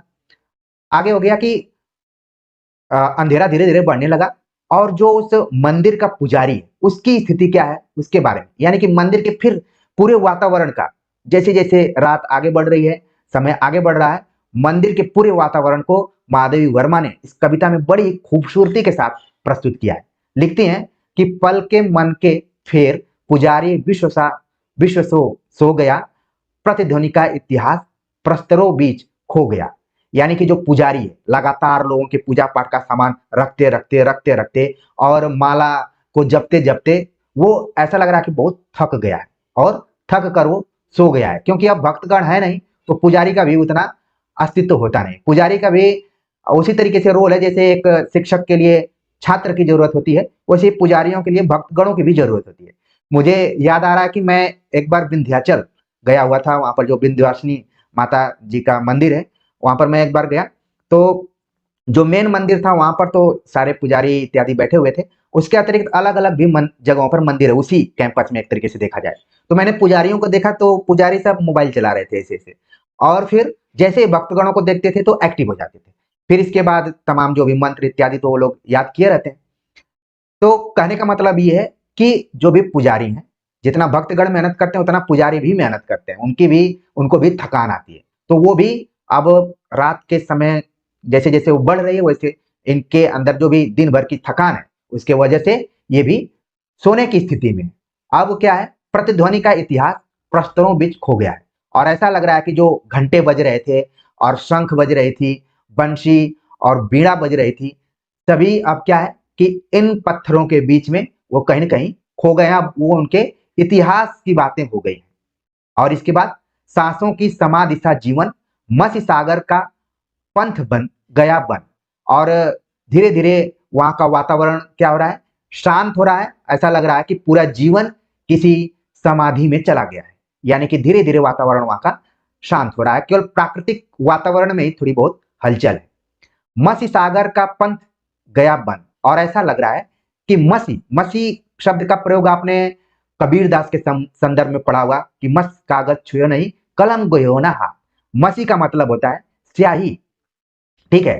तो स्याही का जो यहाँ पर अब तो अलग अलग, जैसे मैं लाल स्याही का प्रयोग कर रहा हूं, लेकिन असली स्याही मानी जाती है जो काले रंग की होती है, ठीक है। और अंधेरे का जो कलर है वो काला ही है, यानी कि पूरा अंधेरा छा गया है और सारा जो वहां का वातावरण है वो शांत हो गया है। जो दिन भर की गतिविधि थी वो गतिविधि भी धीरे धीरे शांत हो गई है और अंधेरा बढ़ता जा रहा है। इसके बाद क्या है, रुका मुखर कण कण का स्पंदन, इस ज्वाला में प्राण रूप फिर से ढलने दो। और चारों तरफ जो मुखरता दिखाई दे रही थी अब वो भी धीरे धीरे क्या हो रही है, स्थिर हो रही है। स्पंदन भी धीरे धीरे स्थिर हो रहा है, जो भी हलचल थी वो भी धीरे धीरे शांत हो रही है। लेकिन ये जो दीपक जल रहा है ये उसमें प्राण डाले हुए हैं। इसको भी इसको क्या करना है कि इसी तरीके से महादेवी वर्मा का कहना है कि इसको ढलने दो या फिर धीरे धीरे इसको खामोशी के साथ जलने दो, जो कि इसके प्राण रूप में कहा जा सकता है। तो ये हो गया तीसरा पदबंध। अब हम बात करते हैं जो आखिरी पदबंध है। रात और गहरी होती जा रही है, दूसरे तरफ दीपक जलता जा रहा है। आप अपने को भी समानांतर देखते रहिए कि जिस जैसे जैसे रात बढ़ती जाती है आपका कंसंट्रेशन बढ़ता जाता है, आपको पढ़ाई में मन लगना शुरू कर देता है, ठीक है ना। मुझे ऐसा लग रहा है कि परीक्षार्थियों के लिए रात का समय कुछ ज्यादा अच्छा होता है। बाकी दिन में तो आप अगर लाइब्रेरी में पढ़ाई कर रहे हैं, ग्रुप बना हुआ है तो कोई चाय पीने के लिए बुला रहा है, कोई समोसा खाने के लिए बुला रहा है, कोई कुछ करने के लिए, थोड़ा सा डिस्टर्बेंस तो होता है। लेकिन रात का धीरे धीरे जो समय होता है, अगर आप टारगेटेड ढंग से पढ़ाई कर रहे हैं तो इसी दीपक की तरह आप आगे धीरे धीरे बढ़ते जाते हैं। अब इस पंक्ति में, इस पद में क्या है वातावरण कि झंझा है दिग्भ्रांत रात की मूर्छा गहरी, आज पुजारी बने ज्योति का यह लघु प्रहरी। अब क्या है कि धीरे धीरे हवाएं चल रही हैं और रात गंभीर होती जा रही है और दिशाओं का पता नहीं चल रहा है और रात ऐसा लग रहा है कि मूर्छित होके गहरी नींद में सो रही है। रात को भी महादेवी वर्मा ने एक मानव के रूप में यानी कि प्राणी के रूप में देखने का प्रयास किया है, ठीक है। तो यहाँ पर स्थिति यह है कि माहौल जो वातावरण है धीरे धीरे शांत होता जा रहा है, रात गहराती जा रही है और ऐसे लग रहा है कि वो भी अब गहरी नींद में जाने वाली है। और अब स्थिति क्या है कि आज पुजारी बने। पुजारी देखिए पहले ही सो गया है थक के, लेकिन अब कौन है, ऐसा लग रहा है कि मंदिर की रखवाली कौन कर रहा है, वो ज्योति यानी जो दीपक है वो कर रहा है। आज पुजारी बने ज्योति का यह लघु प्रहरी, ये जो छोटा सा प्रहरी है वो ऐसा लग रहा है कि मंदिर का पुजारी बना हुआ है। कब तक बना रहेगा, जब तक लौटे दिन की हलचल। जब तक इस दिन की हलचल वापस नहीं आ जाती है तब तक वो अपना नीरव रूप से खामोशी रूप में जलता रहेगा। अब जलने के पीछे ये भी है कि उसमें कितना तेल है या फिर जलने के लिए कितनी सामग्री है। मान लीजिए कोई पूजा करने गया और बहुत छोटा सा कर दिया तो ज्यादा दीपक नहीं जलता है, ये भी चीज है। लेकिन यहाँ पर ये मानकर चला जाए कि दीपक में दम है, वो जल रहा है। तो कब तक जलेगा, जब तक कि दिन वापस ना आ जाए यानी कि अगला दिन ना आ जाए, तब तक यह जागेगा प्रतिपल। तब तक यह मानो हर क्षण के लिए जाग रहा है, उस मंदिर की रखवाली कर रहा है और उस वातावरण को थोड़ा बहुत प्रकाशित किया हुआ है। रेखाओं में भर आभा जल। और अपनी आपने दीपक देखा होगा तो दीपक को कैसे मैं बनाऊं, इस तरीके से इसको बनाया जाता है। तो ऐसे ये धीरे धीरे धीरे धीरे जैसे ऊपर ऊपर जाता है तो एक रेखा टाइप का बनाता है। और याद कीजिए अब तो जमाना बदल गया है, नहीं तो पहले जिसके घर दीपक जलता था, जिसको हम लोग अपने पूर्वांचल इलाके में डिबरी कहा करते थे, अब हम डिबरी कहेंगे या लालटेन कहेंगे तो जो नई पीढ़ी है उसको थोड़ा सा अजीब लगेगा, ठीक है। और डिबरी की खास विशेषता ये होती थी कि जब वो जलती थी तो दीवारों पर भी उतने दूर तक रेखा बन जाती थी। ये बहुत पुराना एक तरीके से मैं तथ्य आपके सामने रख रहा हूं, लेकिन क्योंकि हम साहित्य के हैं तो उन सारी चीजों को जरूर समझते होंगे। तो दीपक क्या है, उसकी जो भी रेखा रूपी आभा है वहां पर जल रही है, वहां पर प्रकाशित कर रही है। और महादेवी वर्मा लिखती हैं कि दूत सांझ का इसे प्रभाती तक जलने दो। ये जो दीपक था ये तो ऐसे लग रहा था कि शाम का दूत था, यानी कि संध्या काल में इसको जलाया गया था और अब ये यहीं पर रुक गया है और इसको प्रभात तक, प्रभात मतलब एक समय का नाम है, यानी कि सुबह आप देखेंगे कि जिसको भोर कहा जा सकता है, इसीलिए कई बार आप सुनते होंगे सुप्रभात, कोई कभी सुदोपहर नहीं कहता है, ठीक है, शुभ संध्या जरूर कई बार बोला जाता है। तो इस दीपक को कहा गया कि सांझ का दूत जरूर था, लेकिन इसे दिन यानी कि सुबह होते तक जलने दो या फिर चलने दो। यहां पर आप देख रहे हैं कि शब्द का प्रयोग किया गया है दिग्भ्रांत। आप सभी अगर इसमें बताएं कि कौन सी संधि है तो मुझे बहुत खुशी होगी, दिग्भ्रांत में कौन सी संधि है। बाकी देखिए ये कविता की व्याख्या आपको समझ में आ गई होगी कि किस तरीके से महादेवी वर्मा ने मंदिर और दीप को देखने का प्रयास किया है, इन दोनों के महत्वों को भी बताया है और उस जगह के वातावरण परिवेश की बहुत ही सूक्ष्मता से चित्रण करने की कोशिश की गई है और पूरा बिंब आपके सामने उपस्थित करने का प्रयास किया गया है। और मैं भी अपनी वाणी के माध्यम से आपके सामने मंदिर का पूरा परिवेश दिखाने की कोशिश की है। और आपने मंदिरों में देखा भी होगा कि लोग इतनी बार माथा इत्यादि टिकते हैं कि वहां पर एक तरीके से आप देखते हैं चिन्ह बन जाता है। अगर आप संकट मोचन जाएंगे तो देखेंगे कि जहां हनुमान जी की मूर्ति है पीछे, वहां पर भी लोग ललाट लगाकर और पूरा बना दिए, बड़ा मुलायम रहता है। और मैं तो कई बार जाता हूँ तो वहां पर ललाट लगाता हूँ तो बड़ी शांति भी मिलती है। तो देखिए पूरा मंदिर का परिवेश और दीप की जो महत्ता है उसके बारे में महादेवी वर्मा ने प्रस्तुत किया है और हमने भी पूरी कोशिश की कि आपके जीवन से जोड़ते हुए इस कविता की व्याख्या की जाए। कोई जरूरी नहीं है कि मैं आपके लिए मोटिवेशन की वीडियो अलग से बनाऊं, ये भी तो एक मोटिवेशन ही है। अब चलते हैं हम प्रश्नों के ऊपर बात करते हैं। देखिए इस कविता पर आधारित जो पहला प्रश्न यहाँ पर है कि यह मंदिर का दीप कविता किस संग्रह में संकलित है। ऑप्शन दिया गया है नीरजा, सांध्य गीत, दीप शिखा, निहार, ठीक है ना। कुछ यहाँ पर मात्रात्मक त्रुटियां हो गई हैं जिनको कि आप यहाँ पर देखिए मैं सुधार दिया, क्योंकि जब मैं बना रहा था तो जल्दी में इसको नहीं देख पाया। खैर ये सारी चीजें थोड़ी बहुत चलती रहती हैं। तो किस काव्य संग्रह में है आपके दिमाग में तुरंत आ गया होगा क्योंकि शुरुआत में ही हमने बताया हुआ था। सही जवाब हो गया दीप शिखा। अब दीप शिखा का प्रकाशन कब हुआ ये भी आपके मन में आना चाहिए। ठीक जब भारत छोड़ो आंदोलन चल रहा था तो इस जमाने में महादेवी वर्मा ने क्या लिखा, दीप शिखा लिख दिया। और देखिए इसमें शब्द का प्रयोग ही है, इस कविता में भी दीप का महत्व है और इस काव्य संग्रह का जो नाम है उसमें भी दीप है। तो मान लीजिए एग्जाम में आप बिल्कुल नहीं पढ़कर गए तो भी इसको आप चाहे तो अपने आईक्यू लेवल से थोड़ा बहुत कर सकते हैं। कब कर सकते हैं, जब इस तरीके के चैनल से जुड़े रहेंगे और ऐसे टीचर से जुड़े रहेंगे तब। चलते हैं आगे बात करते हैं, कई बार अपने से भी अपनी पढ़ाई करनी पड़ती है कॉन्फिडेंस बढ़ाने के लिए। अगला प्रश्न है कि महादेवी वर्मा की कविताओं में प्रतीक के तौर पर आते हैं बादल, दीप, हरी घास, बाजरे। तो महादेवी वर्मा की कविताओं में आप देखेंगे कि अलग अलग तरीके के प्रतीक हैं, लेकिन इन ऑप्शंस के आधार पर सही कूट क्या है आपके मन में आने लगा होगा। आप अपना दिमाग दौड़ा रहे होंगे कि आखिरकार इसका सही जवाब क्या हो सकता है।